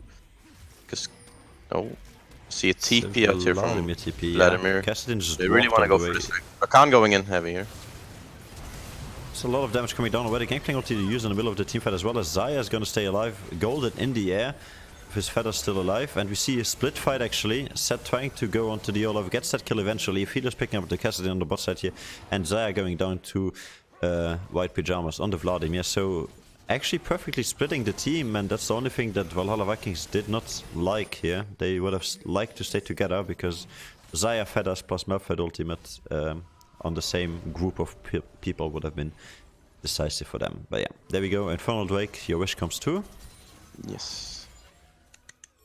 I really don't like that Rakan engage. I think it was very... like, it looked very desperate. Bit out of position in my opinion, because the follow-up was pretty much unable to be happening there, because Wild Audium on Desire had to flash forward to actually get into range to auto. Which is something you never wanted an ADC to have, and then didn't even manage to get one kill for his team. Yeah. Obviously, both teams do have good team fights, so it's gonna depend on like who plays it the best. And in this scenario, LYVT doesn't really have to play it too well because they're so ahead. So the problem there is that more forgiving. Vladimir, yeah, for basically sure, just W, and he's gonna complete the Protobalt here for sure, and then probably has completed the Protobalt here and will probably look towards his next either Spirit Visage or maybe even pick up a stopwatch here. Yeah, right now Valhalla Vikings just look to give, like they should just give everything really they can, and then just try to get the Cassidy at least 11 and some items. He really needs to finish some of those items because right now he's going for the double scaling, but the most punishable right now would be the Set and the Aphelios. Both of them worth a shutdown. And if you have a Malphite and a Rakan, you can just use Malphite to get the first engage off. You know summoners are down for mostly everybody. Like Set is gonna only get it back right now. And the Aphelios is still lacking both of his summoners. So that's an easy 450 gold you can transit into anybody you want, basically by using Castolan and the Rakan. Yeah, the problem there is though, like, I don't know if you have the damage enough to kill a Set that goes also Cinderhulk, which I like, as well as his W. Nice good flash there. Last second, and Olaf actually manages to still hit the Q, and that means it's going to be that Winter regardless. So flash trades and objective picked up as well. So I like this trade from Valhalla. They know they can't really contest the Rift Herald, so they go for the solo kill or the they get a tower out of it as well, so that's really nice for them. Obviously, LYVT managed to get the first tower blood in the mid lane, as well as now the secondary tier 1 on the top lane. Okay, walk me through this one, man. So, what is their ideal outcome for this? Inhib tower? I don't know how far they can push this Rift Herald. We'll see. It depends if they want to force a fight or if Valhalla. Oh, well, that's a good binding. Olaf does not have his ult either. Yeah, another Zir flash, so both of these getting really low here, and we see Olaf dying first, and Lepalm here really low, so that's definitely an inhibitor tower going down, if not even the inhibitor as well. Now Castola in a bit of trouble. This guy doesn't have flash either, and his ultimate is down from the previous engage, so yeah, in the end you get punished for that bot lane play and lose 3 towers in a row as well as your inhibitor. And the charge actually going off onto the... I think they actually could have pushed for game even, but they're taking the more safer definitely for one more tower for sure, because yeah, for sure. You still have Vladimir ultimate available, so they played up really well. Let's say the Aphelios out calling out on the Olaf that doesn't have ult. Yeah. He's very defenseless in that way. Actually punishing the fact that Olaf went hard on bot with using flash and ult, which is really good. Well played from LYVT, or yeah. Very well played.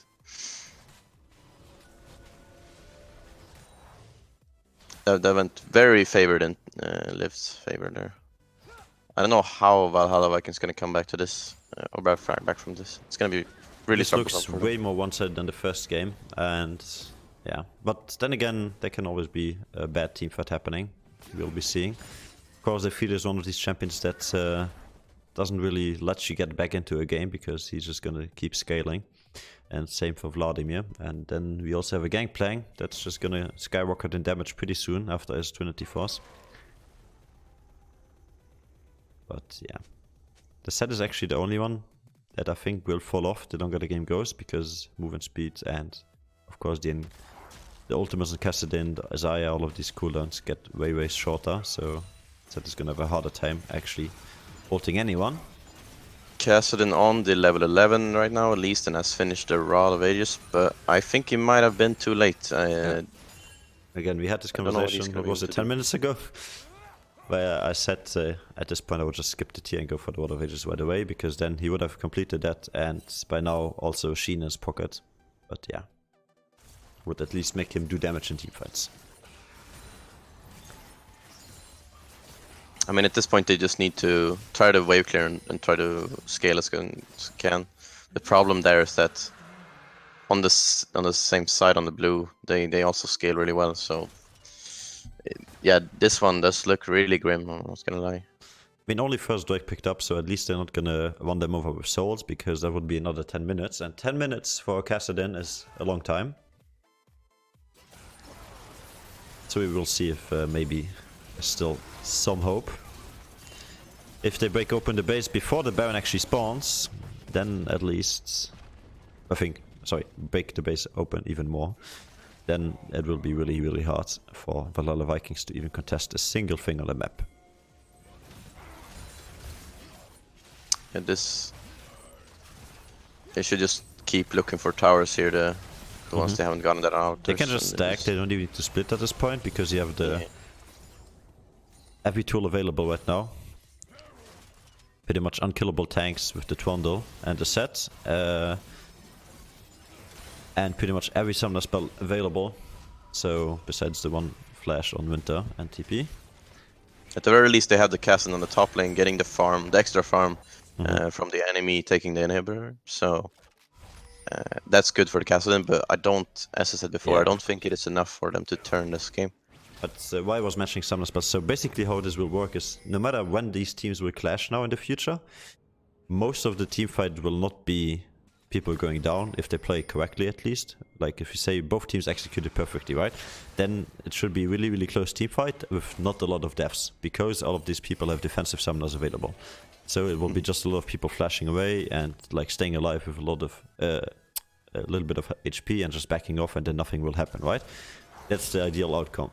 But seeing these guys go all in, we will probably see all of these defensive spells used once again to go aggressive, and then it doesn't really matter.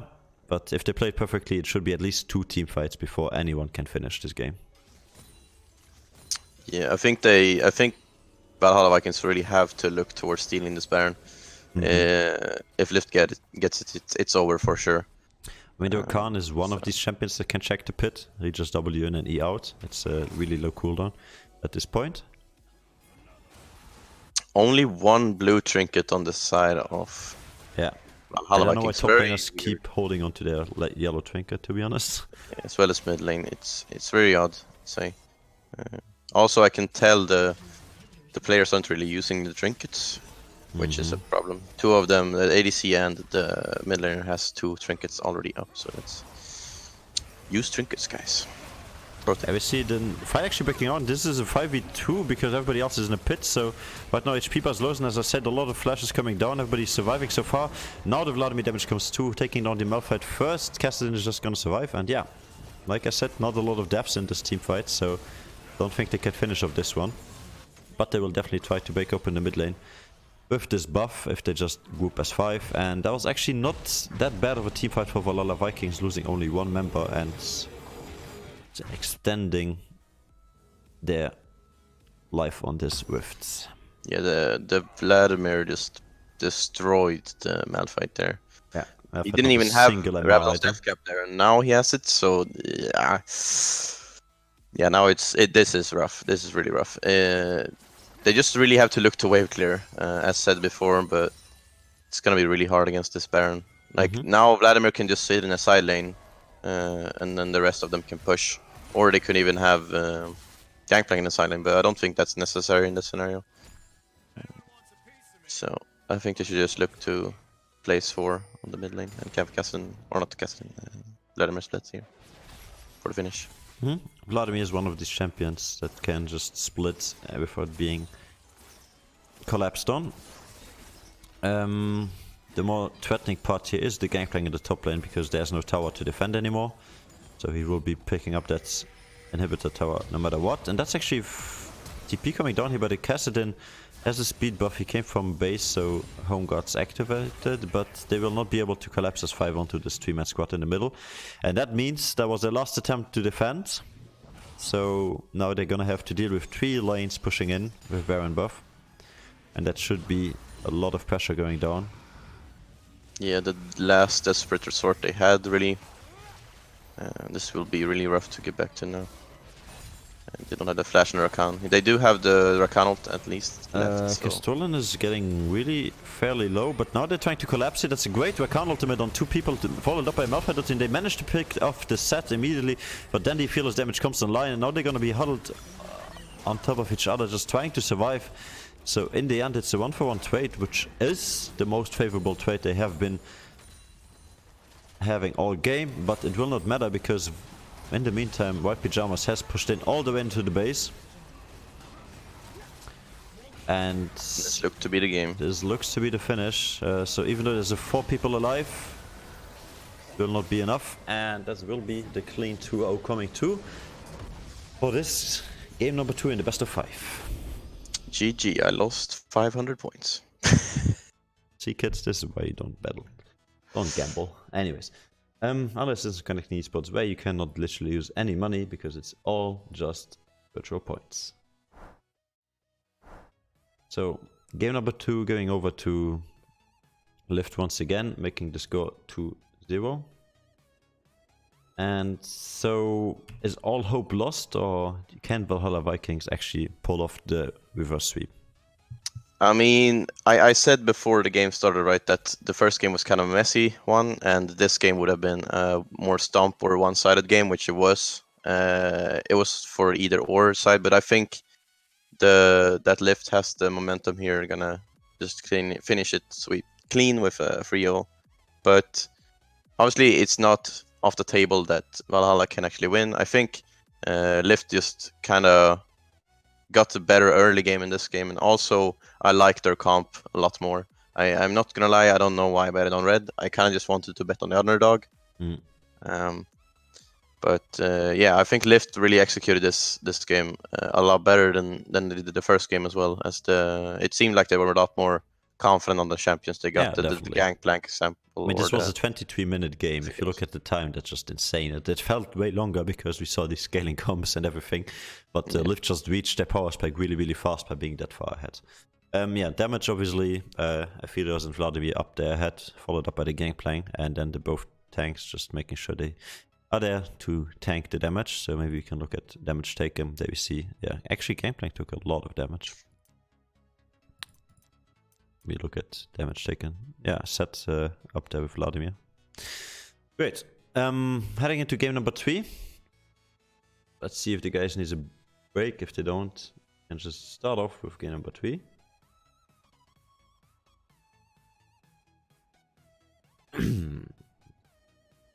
Good game overall though, from LYVT, for sure.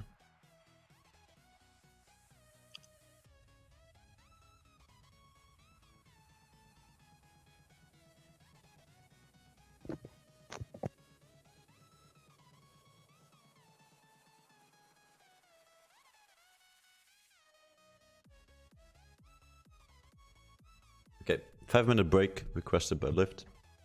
So that means you guys are allowed to listen to music for 5 minutes. Means the casters can relax their voice a bit, even though it was only a 20-minute game.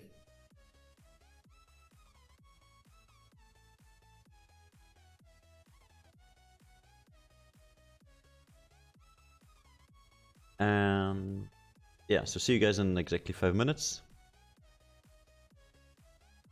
Won't go anywhere because the action is still not done. LYVT has to dominate once more, or we will be seeing at least the start of a reverse sweep by Valhalla Vikings.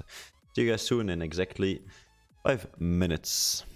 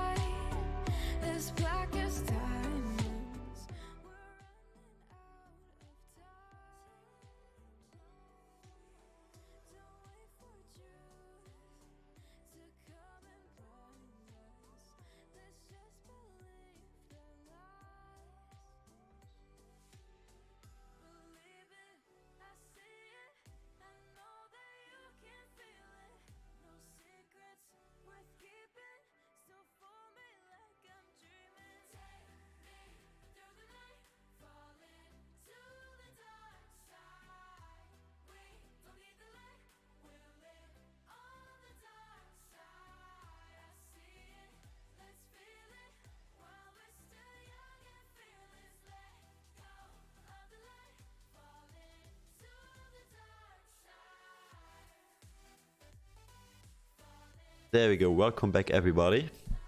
Hope you enjoyed your stay here at Connecting Esports during the break.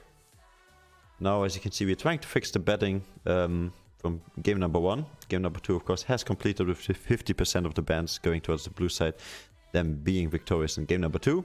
So game number 3 coming up, and I'm joined, of course, by Ratchet, doing a wonderful job casting with me today. PogChamp.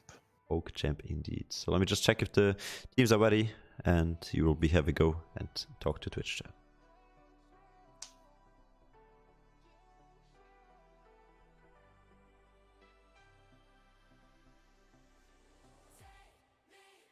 Yeah, walk me through here. So basically, what's your expectations for game number 3? You think we saw game number 1 being a bit slow in execution, game number 2 being very decisive by LYVT here. So do you think game number 3 will be anything new by LYVT, or what will change? What are the expected changes? What do you think they should be doing both sides? Just give me a walkthrough. So obviously the scaling kind of scenario doesn't really work for each side, because while they want to scale both of the teams, they didn't really scale either way. They just went with the early game either way. So I think a more early game centered draft for at least Valhalla Vikings would work better if they're playing in this kind of style. But as it is right now, I do think it is LYVT favor because the momentum and how the teams feel. It's a lot of times where 2 games go and then you take the last one. It's very few times when it actually happens, a reverse sweep. So, but that would be interesting if that actually happens. Of course. We will always be loving to cue the reverse sweep music. I'm not gonna name it until I actually have to. But yeah, yeah, I made you space. Never mind, they just took your space. But I send you the codes for you to join. We need to tell them. 1 second.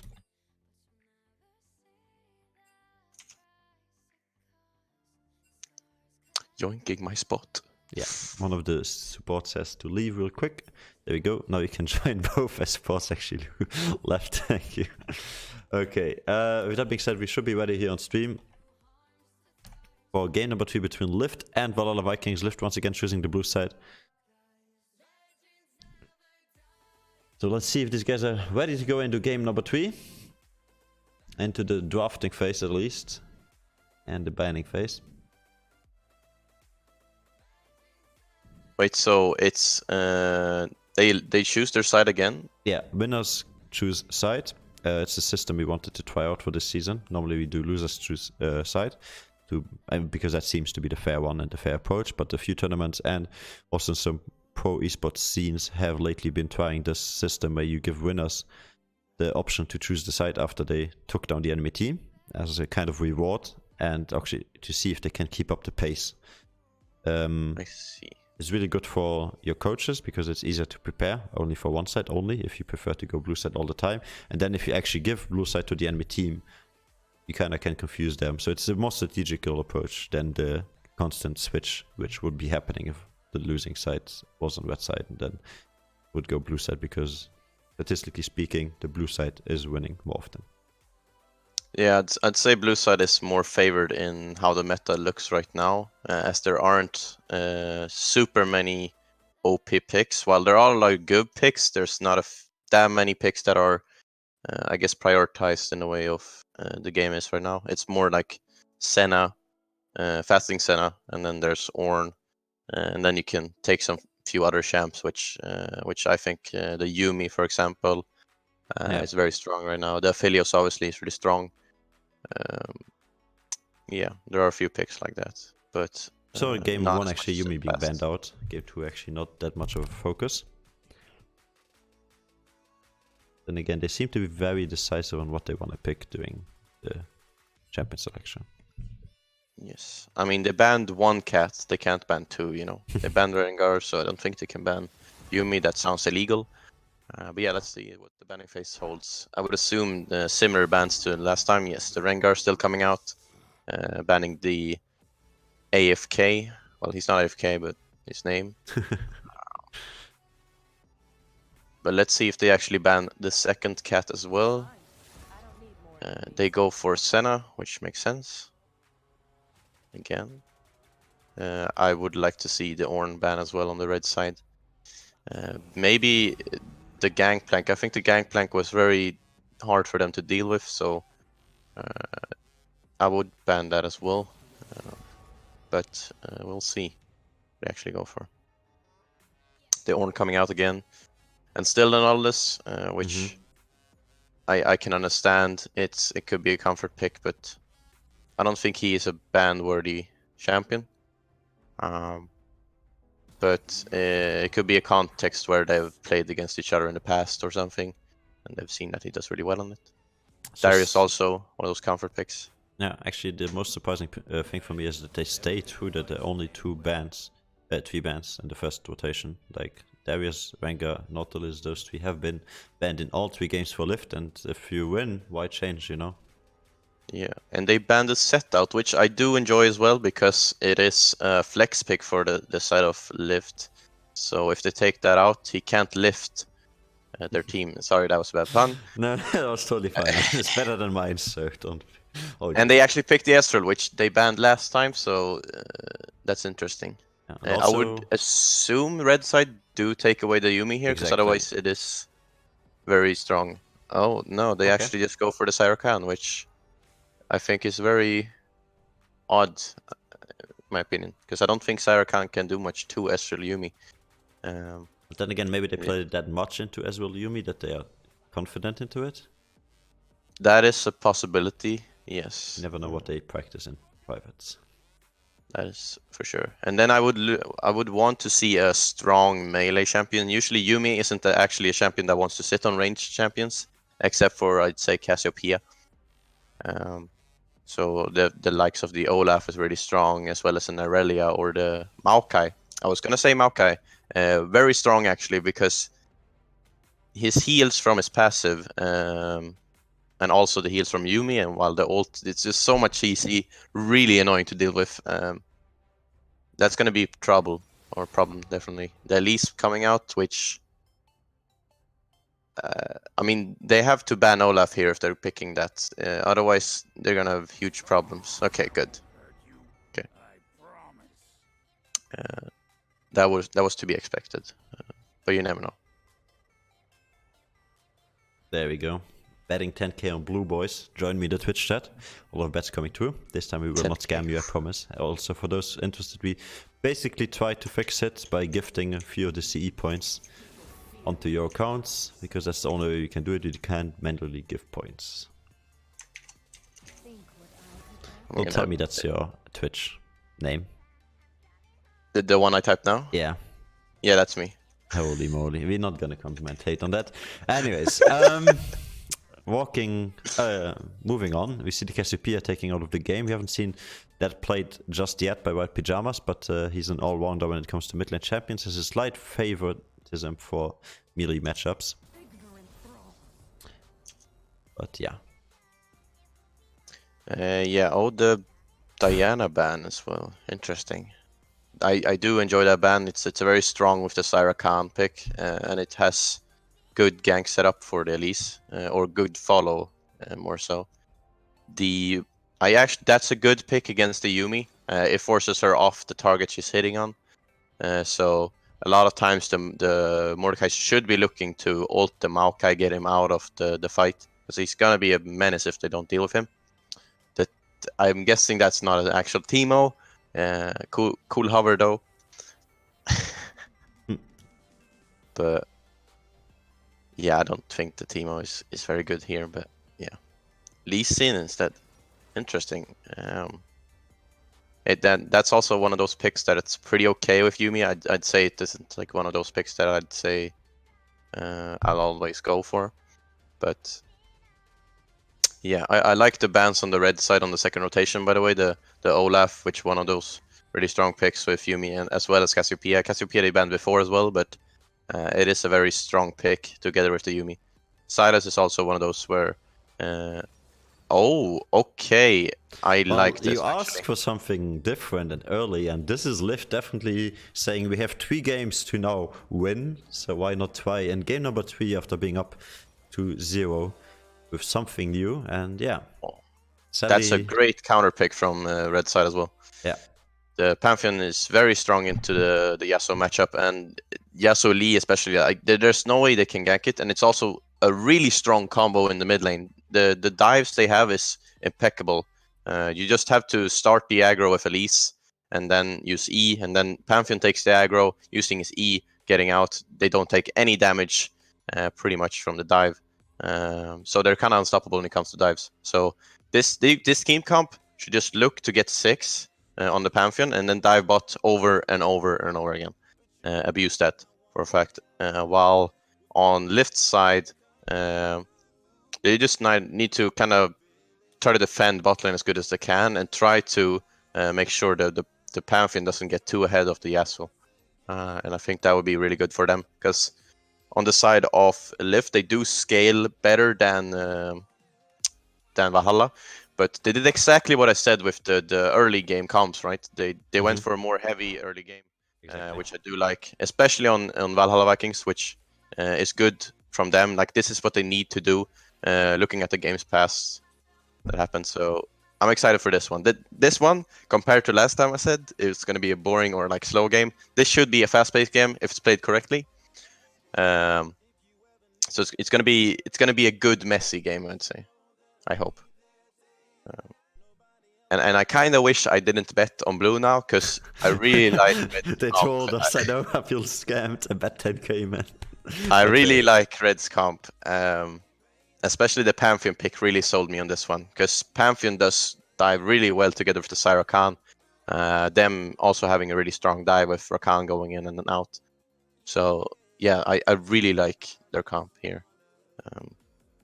Something on the LYVT side as well, they don't really have that much AP damage. Ezreal does some mixed, while Yuumi does some AP in Maokai, but there's no like strong AP threat, while on the side of Valhalla, they have the Mordekaiser and also the Elise. So this game kind of holds on the Yasuo getting strong, or I mean the Maokai potentially carrying with how tanky he is with the Yuumi on top of him. So it is going to be interesting. But I'd say if LYVT managed to drag this one out a little bit, I think they should be upper hand. Then again, I see a Mordekaiser, and I think Mordekaiser will be really, really effective into basically everything. Only surviving part would be the Yuumi on top of the Ezreal, but Mordekaiser ulting the Ezreal obviously takes the Yuumi off him, so he's a really squishy solo carry. So I believe we will be seeing, definitely after the Tier and the Sheen, or the Manamune and the Sheen, we will be seeing a removal CC item that is named. Yes? Yes. Oh wait, what? Sorry. Oh yeah, QSS, sorry. Yes, there we go. Okay. Brain's working I was fast zoning out a bit. esports, Yeah. Sorry. Shit. All good. Yeah, the other thing is, do you know the interaction about Yuumi? Whenever the champion that she is on, or that is she is attached on, gets Mordekaiser ulted, is her W on cooldown? Good question. I mean, I know when she gets CC'd or gets some sort of CC on her, the W gets like slightly on cooldown. If it gets interrupted, I know that, but I'm asking if the actual champion that she's on is getting removed from the game, in this case by Mordekaiser's ultimate. I actually don't know. I would assume it's just in a way where she just gets popped off, like and can jump to somebody else. Same, okay. Yeah, in the same scenario when Echo ults, she just pops up, as well as when someone TPs now, because you can't follow the TP. So I would assume she has W up, but I can't tell for a fact that that's the case, because I wouldn't think the Mordekaiser counts as a CC on top of her. That would be kind of weird. But yeah, there might be some weird spaghetti code going on with, right? You never know. Small indie company after all. Actually, super fast loading screens, so I'll have a really, really quick, swift look at the summoner spells here. Nothing out of the ordinary, let's say. I keep messing it up. Lee Sin going for the Conqueror, which is good in this matchup, I'd say, definitely. At least going for the Electrocute makes sense. As well as the... Yeah, there's nothing out of the ordinary. Everything looks like it should be. Okay. So you take Comet on Yuumi over Abby? Yeah, I'd say so. Okay. It's very... like, it helps you in lane quite a bit. Yeah, no, the poke is an advantage. There's a poke advantage if you go Comet, but I think the Ares later, in later stages of the game, just way better, especially if you go Scorch.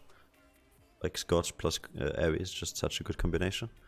But hey, we'll be seeing. I think they both do fine, but I do prefer the dominance that Comet gives in lane, because especially in this matchup, they kind of have to try to push them back a little bit, because otherwise they're just gonna get dived over and over again if Valhalla plays the comp to its potential. I mean, see, we saw Valhalla Vikings last game pull off the Elise, not Elise, the AFK jungler. I mean, his name is AFK, this is really Acorn. The jungler being in advantage position and actually doing just fine for himself, but then of course his other lanes falling behind a bit, so maybe he is able to carry the team. Definitely with Elise, as you mentioned, tower dives can happen and can help his team to get ahead. And if you get a Mordekaiser that's going to get to his power spike early on, then Winter on this Maokai, I think that's a really, really bad matchup for him, as well as the Pantheon in the mid lane are already punishing Yasuo by being a champion. And yeah, let's see how they execute this. Yes. This will be interesting. So they are going for a sort of... Oh, they're stacking here, which makes sense because last game the red side actually invaded from this side. Yeah. But that means everything else is open, but so far Valhalla Vikings is not taking any advantage. Yeah, there's no way for them to know, obviously. So going in blindly never is good, especially against the Lee Sin, because he's blind as well. So blind on blind is kind of bad. That one was bad. Anyways, talking about Rakan here, which summoner spell do you go first if you consider laning, not invading? What summoner spell? I keep saying summoner spells. What ability you go first? Yeah, sorry. What is wrong with me today? Yikes. I mean, it depends on how your playstyle is going to be, right? If you're going to look to just handle a poke and poke back a little bit, then you start with Q. Or if you're going to look for an early thing, then you want to go for the W. But I don't think you ever go E in general. Interesting. They both start on the same side, at least going for the blue as well as the Lee going for the red buff. I mean, both of these junglers are machete junglers, meaning they will be looking towards those more isolated camps, because they prefer to hit small groups of minions, or monsters I should say. Or single target ones, like the Gromp, the buffs. And wolves are the best takes for these guys. Aggressive here we play see in the the bot lane. Yeah, actually heal already being used by the Yumi and Ignite as well, so just a small trade in summoner spells. Nothing too exciting, as you see the Palm missing the short Q onto White Pyjamas, but now getting the stun, and that's an Ignite coming too. Aggressive flash and defensive flash by White Pyjamas. This should be the first blood coming too, and this is Pantheon showing why he is picked into the Yasuo matchup. Yes, a very favorable matchup for the Pantheon. He shows it really well, going for the aggressive play. The Yasuo not respecting the damage. Pantheon is pretty busted level 1 to 2, as well as level 3. A gank coming in. Yeah, gank in the top lane happening. MTB making sure that this is going to be not a one-sided match. But there we go, actually the blind cocoon missing. But in the end it will be Lee Sin taking down Mordekaiser here in the first rotation. That means there's going to be a 1v2. Elise now very, very low. Okay, try to get the repel onto the Maokai, and this will be a dead Lee Sin. Elise, sorry. Lee Sin taking another kill here. And now Castolen made the worst mistake he could have done. He TP'd back into 2 enemies, and that will be his life going down. If Lee Sin manages to hit that Q, he does not. Maybe he will be getting away. Nope, has another ward available. The ward jump. Because him kill number 3 in the top lane interaction. That's some chaotic action going on. The Castolen with the Hashinshin TP right into lane when you died. That is really bad for Valhalla there. I'm 100% certain if AFK and Castolen would have executed this better, or coordinated this better, they would have had the free kill onto Winter here, and then obviously also onto Lee Sin, or at least expand his flash. But like this, they lose that matchup pretty hard, and now we see on the top side half of the map, including the junglers, there's no summoners left at all. Now Lee Sin is sitting on 3 kills already, really strong here. Yeah, best the outcome for such an early game champion. Build perhaps for Lee Sin, anything in mind? Damage. No, but Warrior's Enchantment, obviously. Okay, so you wouldn't say go Conqueror? Go Tiamat? What is wrong with me? Go Tiamat? No, I wouldn't go for the Tiamat. Sure, the clear is nice, but in this meta right now, you don't really look to clear too much. You look to gank and gank and gank. So getting the damage off is the most important part, I'd say. But usually what people go is the Warrior Enchantment into the Black Cleaver a lot of times. But you could opt into going something like the Yumus as well if you want to go really aggressive. Yeah, of course. I mean, I think personally only Sin Warrior's Enchantment is the best item to get early on because it's cost effective and gives you CDR, gives you damage basically everyone you want on Lee Sin. Then if you're super far ahead, you can always look for Sanguine Blade because it buffs your clear insanely and it enables you to gank still. Yeah, you can even consider the Dusk Blade if you want to go a little bit spicy with it. Which I do like going in normal games. But here we're talking about a semi-competitive, if not full competitive matchup. Both teams, of course, trying to win for sure. Even if it looks one-sided, doesn't mean any of the teams are bad. They're just getting outplayed in a certain way on the highest level possible, I must say. Yeah, that's a nice way of putting it, I suppose. So, yeah, that even is yes over the whole map. As we see Castron here going aggressive onto Winter. Once again, Winter lacking a bit of mana and now starting to lose his HP bars. Both of these guys don't have flash, so yeah, no follow-up as we see on the other side of the map. Actually, Valhalla Vikings starting once again the first Drake of the game. So these guys keep going for cheeky first Drakes. This time it has been spotted, and with Lee Sin being a level ahead and stronger, they have to back off as soon as he shows up. Ooh, that's a nice hit. It's not gonna be enough, okay. And that's the first Drake secured here by MTB on the sides of LYVT. The problem with LYVT's comp is that they do not have the priority, or they shouldn't have the priority on any of the lanes in this scenario, but it looks like they do actually have the priority on bot lane, which is a surprise for me to see, honestly. Oh, here comes the gank. That's... They get out fine. I was kind of expecting a bit more there, but then realizing the Palm doesn't have flash, it's not going to be working out in the end if Master Mixer also on his side doesn't pull the flash W. Yeah, that is a big cooldown that comes out now. The level 1 Pantheon has pretty long cooldown on his ult, so now bot lane is going to be safe for quite a bit, which is a big problem for Valhalla Vikings here. Because this is what they need to punish, obviously. They need to punish the bot lane.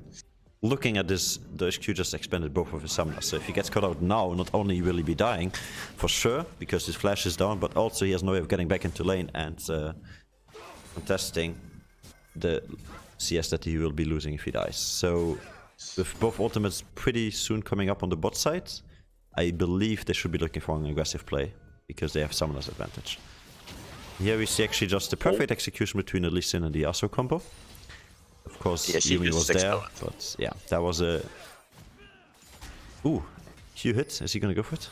Lee Sin, come on. Your mind is telling you no, but your body? Lee Syndrome? No. Yeah, we see the problem with... Obviously, the comp that Valhalla Vikings drafted is very early game centered. They aren't really pulling off the early game as they would want to, as the Lee Sin is just so more efficient than the Elise at this point because of that early action going on the top side. 4-0 now. Oh yeah, one thing I wanted to ask you. So, okay, never mind. They're just having a friendly trade-off, right? Yeah, okay. So basically, as you see, both supports actually walking into the mid lane. I had a question for you. Lazy Dog on this Yumi, obviously no space in his inventory right now, but do you consider buying boots, or tier 1 boots, on support at all? Or no? On Yumi? No. On Yumi support. Definitely not. Like, you can take the option of going... CD as well. 1 second, hold that thought. Never mind, he's not going to go for an aggressive flash W. Yumi was not there to save him just yet. That could have been a free kill. But yeah, keep going. Yeah, you can go for the option of going boots, but I don't see the point really. As you will be sitting on someone the most of the time. But obviously, if you want to roam towards mid lane, it can be an option. But I think it's a waste of a slot, really. Okay. Because there's a lot of times when supports will just have full inventory because they have so many random items, kind of, and a lot of pink wards. So they always have to keep at least one spot for pink wards during the entire game. And if they're not, then they aren't playing the right game, I'd say. Yeah, supports always only get to 5 items. There's no 6th item for them. Just pink wards. Of course, we very rarely see a game in this competitive environment go to 6 items. For everybody, at least.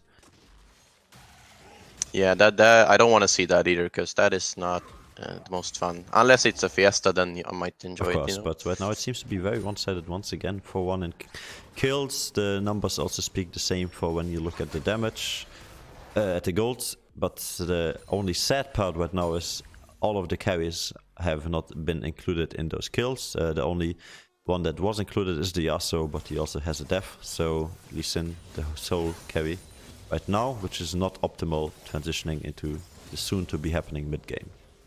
Yeah. Lee Sin sitting on 2 levels above the Lee Sin here as well. It's really strong. With a lot of CS as well. So this Lee Sin's gonna be a menace. Like he could just keep invading probably a lot of times, but the only problem, he can't really invade effectively because he doesn't have prio on top and mid.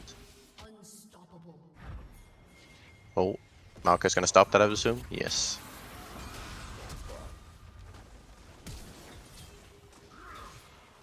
We see Maoka actually getting punished for that. Yeah, walking up forward. And there we see the Pantheon actually now aggressive on the bot lane. Remember, Ezreal has no summoner, so there should be a dead Ezreal. He has his arcane shift still. He's gonna get taken down by the long ass Q from Lepalm. And now Yasuo has shown up together with the Lee Sin. Lee Sin has his kick not available just yet, so that will be first kill going down there on the bot lane as revenge. And now Lepalm making sure he stuns the Lee Sin, but it will not be enough. Tower shot not taking down MTB here on the Lee Sin. Really clean dodge there from Lepalm, but then he didn't really get the rest because the Yuumi is just really annoying to deal with, so she just heals up and shields the Lee Sin there.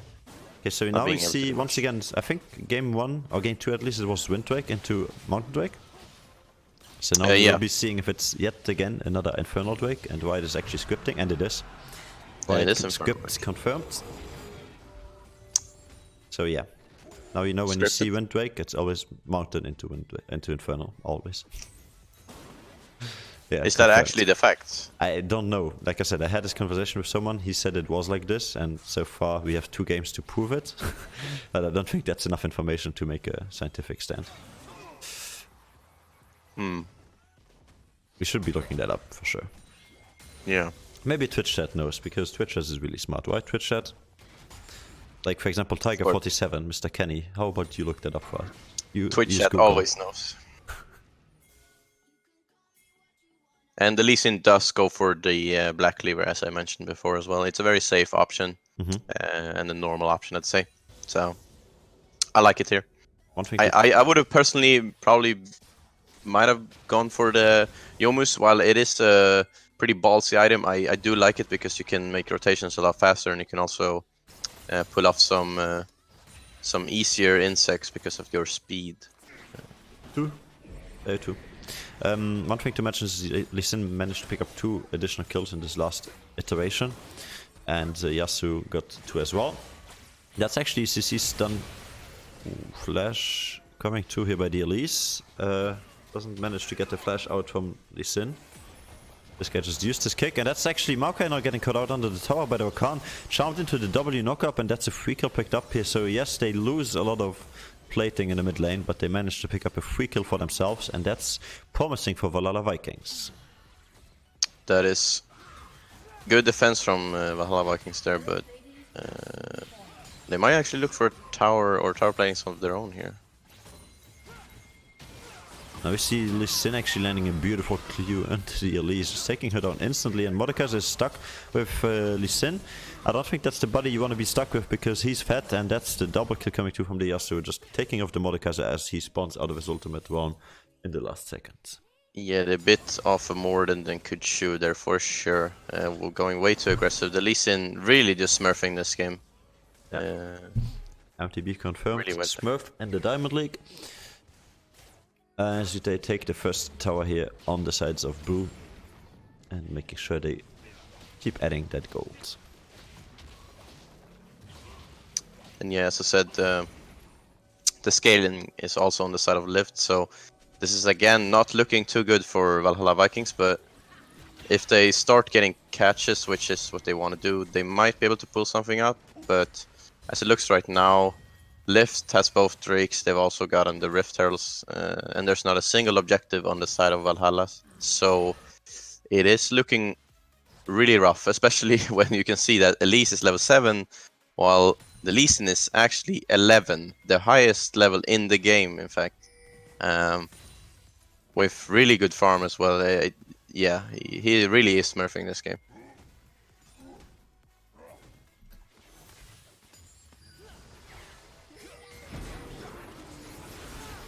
Oh, you might be getting caught here.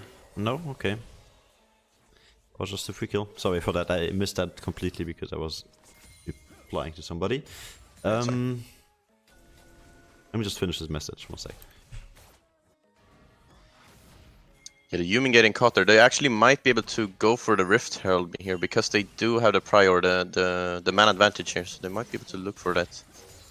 But let's see what happens. The Yumi obviously not the most important member on the team. If the Lee Sin dies, that's going to be a huge problem.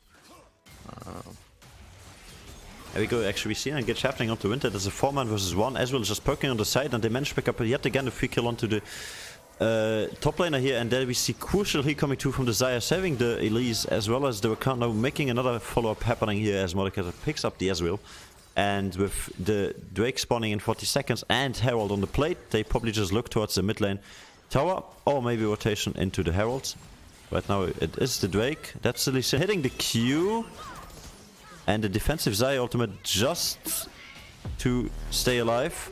That's a knockup now hitting, and Lee Sin is gonna go down eventually here. Mordekaiser stealing him from the rifts. Wait, he kicked him away. He's gonna stay alive. Never mind. Okay, Mordekaiser Q coming down in the last second. MTB not that lucky. And that's an aggressive flash. He also showing up to the scene and now picking up the first kill onto the Elise. He's dashing away. Now Pantheon has joined as well. He got the double kill with the Ignite, taking on the Rakan. Is paying with his life in the end. And now it's Ezreal and Yumi against the Worlds. 2 versus 3. But HP bars are low. On the sides of Valhalla Viking doesn't stop them from keeping aggressive. Yeah, keep going aggressive, but Winter shows up, so they should be just backing off right now. And with Drake and Herald on the plate, LYVT has now the choice of what objective they want to take. Yeah, we can see that the Fiesta from the first game is definitely coming back, which I do enjoy. Very interesting fighting there going on, honestly. So it starts with the Yumi getting caught out before, and then they try to look for, or Valhalla Viking look for the tower platings, but then a fight ensues with the Lee Sin trying to go hard, deep, and then the Yasuo comes in for the flank. Very interesting there. But I think it overall went on the side of LYVT because now they have the prior on the Drake, which they're gonna pick up right now. Thanks for the follow, by the way, Mr. Fuiko. As we see Infernal Drake here being picked up by MTB once again. LYVT looking strong with 3 Drakes. Now every other Drake spawning is a pressure moment for the sides of Valhalla Vikings if they want to contest. And I think they would be very happy about getting 4 Infernal Drakes. That would be glorious damage coming through on their sides. And definitely make them stay in this game, but that means they have to change the way this game is going right now. And at least actually 0-5-2 not having the greatest of games, even though that was the shining hope. Yes, and the Rift actually goes over to red side, so they do trade that at least. They did trade objectives, as we see now. White Pyjamas in a bit of trouble here. Even a TP coming through here, and the Yasuo is still not dead. Elise using the repel here because she realized the Sin is coming. That's the flash cocoon onto the stun from the Pantheon. That's just so much CC. That should be not another kill coming through. So only, yeah, so actually Rakan decides to go aggressive. Charms, nice. Charms, the Ezreal is forced to flash over the wall. And in the end, Lee Sin will take down the Rakan. I don't know how long that auto attack range was, but it was pretty long. And now we see LePalm trying to go aggressive onto that squad once more. We'll take the Ezreal ulti to actually die to it. Wow, that's a lot of damage coming through here. Ezreal. Yes, Ezreal actually had a W still left on him, so they procced the ult procced the W there, making it damage pretty insane. So yeah, props to Lee Sin, even though he's 8-1 and not giving his carries that much gold, besides the Yasuo recently. I feel like that guy is definitely carrying the team fights by doing exactly what is needed, and then Doge Q is picking up those long-range pokes, and as you saw, a long-range kill as well with his ulti. Yeah, we can also see the Yuumi coming through, being really oppressive with a strong carry to sit on top of. Oh no, Winter, what have you done? Once again, Winter is here, stuck in the rift, and that's a very smart choice by AFK. Just trying to shoot. Oh no, why did you back off? Oh, he's gonna get away, is he? He has Ignite. I don't know. Is he gonna go for it? No, he's not. Okay. I don't know where Elise went there. Yeah, That was a bit Elise should have just stayed onto him, like, or at least go to the other side of the wall. You know, Winter has his flash up. You can track this kind of things. So. I think he might have gone AFK. You know. No, sorry. That one was better. I have to agree. We need to just rate my puns during the we cast. should do a compilation of all the puns done on connecting esports, but yeah, let's not. Anyways, 15-10 in kills, 5k gold ahead. LYVT here looking strong in game number 3 as they did in the previous 2 games. Now, what is the closing factor for LYVT? Because they have tier 2 still to take down in the mid and the bot side, and obviously the base towers and inhibitors after that. So nothing is won just yet. The base of Valhalla Vikings still 100% alive. Yeah, they do have a pretty strong 1-4, especially now that Yasuo's finished 2 items. He's really strong right now. So Yasuo could sit in the side lane. The problem is that he doesn't have TP, obviously, so they can't really force a fight with the TP coming in. But it's really hard for Valhalla Vikings to actually go hard on on Winter and as well as on the Yuumi Ezreal. So I think if they just set up a 1-4, like Yasuo sitting in silent while the rest of them sit mid, it should be really favorable for them. Right now they don't really look to do that, though. They might want to just look for a team fight. I guess it's an NA ARAM here. It's gonna happen. They might have been looking quite a lot on LCS recently. Yeah, there we see Mordekaiser trying to hold on to this tier 2. I think I should just give this one up. As the Herald actually spawned in the top side. Wait, and the... Wait, what? Yeah, the time probably went out really soon, oh, okay. so they were Pantheon had the Herald. Okay, I was a bit confused there because it looked like Ezreal was the one spawning it, but there was definitely sure Valhalla Vikings had the Rift, so yeah. Okay, Pantheon using it on the top side, maybe creating a bit of pressure. As we see an aggressive engage onto the Ezreal, Ezreal is going to get taken down. He doesn't even have time to react. That's a clean pickup here with 40 seconds on the clock left for the Infernal Drake. They will probably just manage to pick up the first tower here. Really nice CC chain there from Valhalla Vikings. Yeah. However, MTB is still looking to get a clutch kick. That's a lot of damage, but not a kill. So now Yasuo has no way of getting a... for sure, ult off. Oh my god. And Yuumi starts to hurt. Actually, sorry, I have a orange in my mouth. Yeah, no worries. Yuumi opted here into this Major Soul Stealer. No stack so far. And yeah, Lee Sin and Yuumi. I mean, Yuumi is just such an annoying champion. She's connected to somebody and connected to the most strongest member on the sides of LYVT. That's a flash away by the Lee Sin as well as the heal. So they're trying to collapse onto Lee Sin here. Lee Sin is just gonna try to get his way out of here. He's fast. He's gonna wall jump away, but now he's finally caught. They will be trying to catch the team here, but the rest of LYVT has arrived here, and we see Castrollen here being bullied by Mordekaiser, by White Pyjamas now in the backline, as well as the whole team collapsing onto the rest of the Valhalla Vikings, and that was way too long of a chase, and now they're gonna pay with probably an ace. There we go. There's the ace. Triple kill coming too for Doge Q on the Ezreal. Yeah, Valhalla again biting more than the Kushu. This is not looking good for them now. This is a free Baron for LYVT. So yeah, now they really have to just try to scale again. But the problem is that their team doesn't scale, so they kind of just need to look for picks in general. They also get the soul. So actually this might not be a free Baron. At least could actually potentially steal this. I think the damage is way too high already. They have Infernal Soul that AoE is going to be proccing multiple members over and over again. And Elise is not going to even be here in time. The only guy that is Master Mixer. And if he steals this, that's going to be glorious. There we see it's at smite range now. Oof, that was still close. But yeah, in the end, Yumi picking up that kill on the Elise. I don't know why they stalled in the last 2 seconds there. They could have definitely just finished... the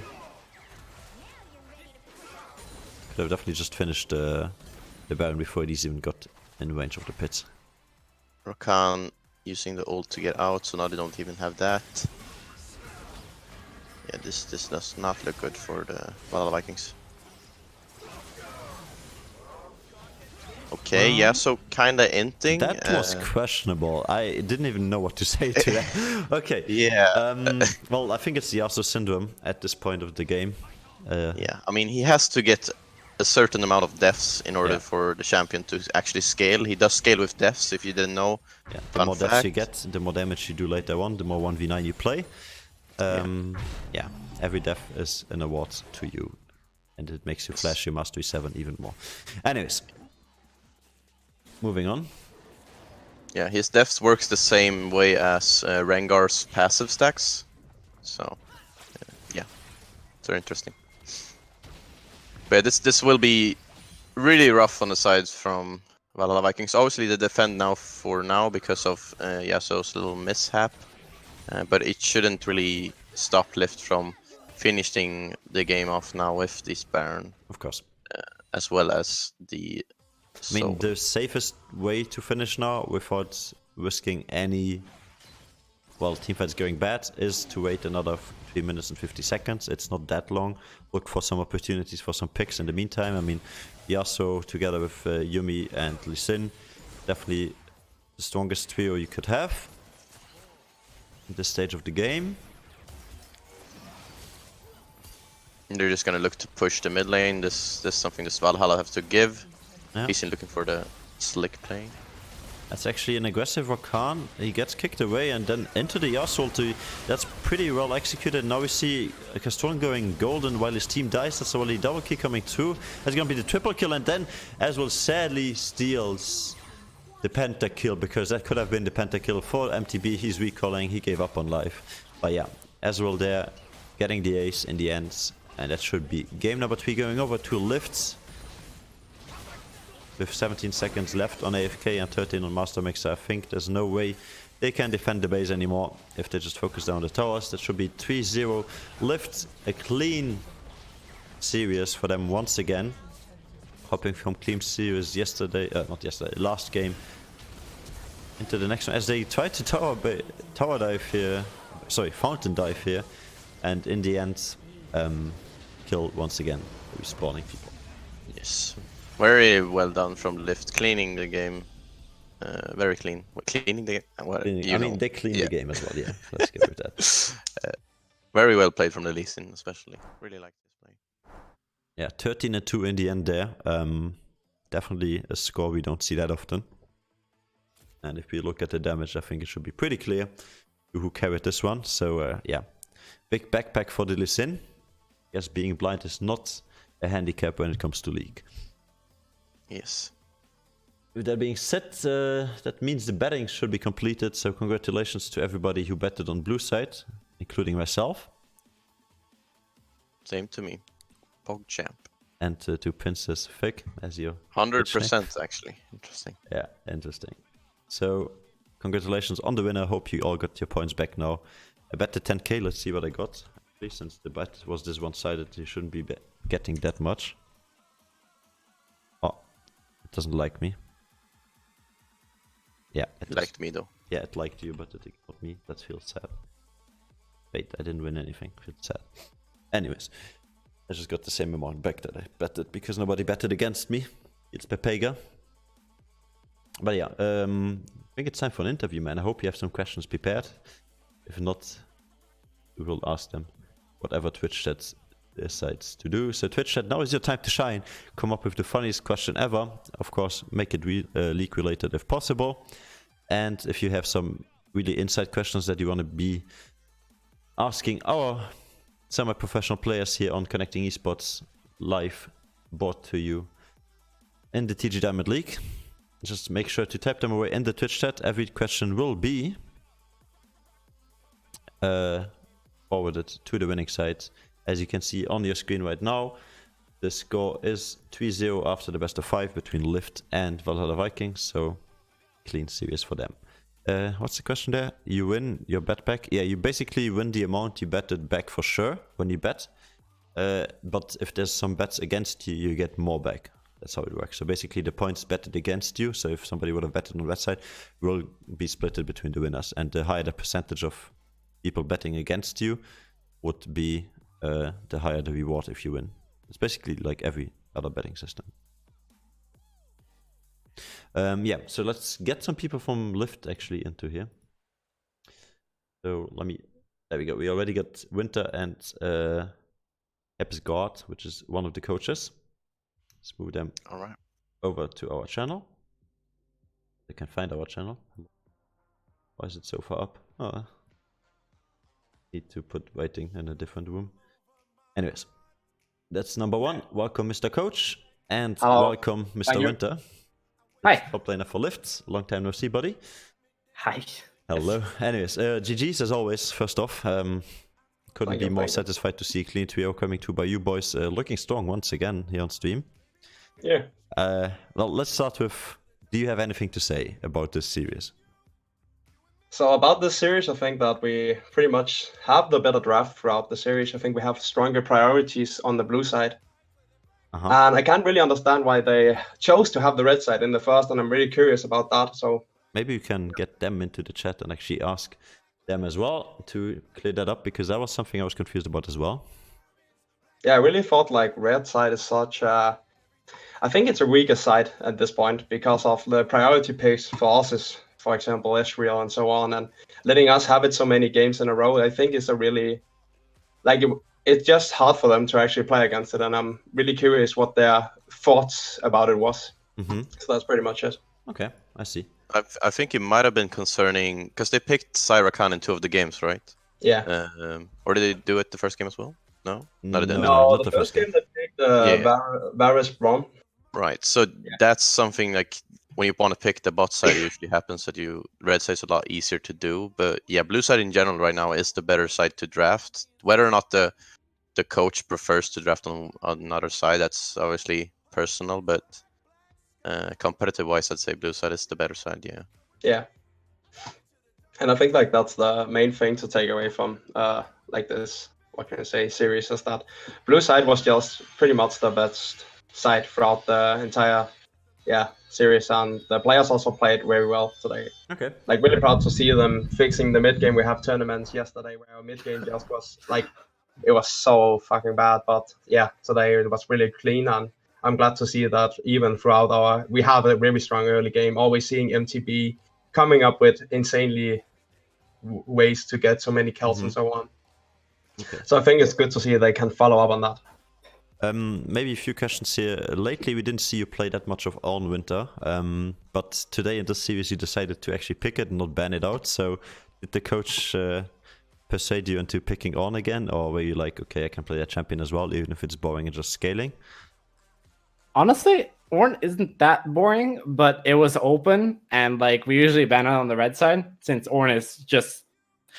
Yeah, it's just Ornn. So it's just Ornn. I was put on Ornn duty for today, but then they banned it out the other 3 games, and I think they banned it the entire best of 3 in the previous best of 3 that we had. I see. So they were doing you a favor in that best of 3 because I saw you banning it out last time. But yeah. So the Ornn player got reverted into the Gangplank player got reverted into an Ornn player to just make them ban it out in the next games, and I think you were pretty solid on Gangplank. You had a good performance on that one. Yeah, maybe something to ask you as a top lane is, do you see the purpose of a Mordekaiser on the top lane? Because it seemed to not do that well in all the games. But they kept picking it. Oh, I think Hepsguard knows more about the matchup. Sure. So I think like the Mordekaiser is such a, like it's a strong pick, and it goes in when it goes into the Ornn, because you can split push with it, and you can also take him into the Shadow Realm when you're going into the team fight.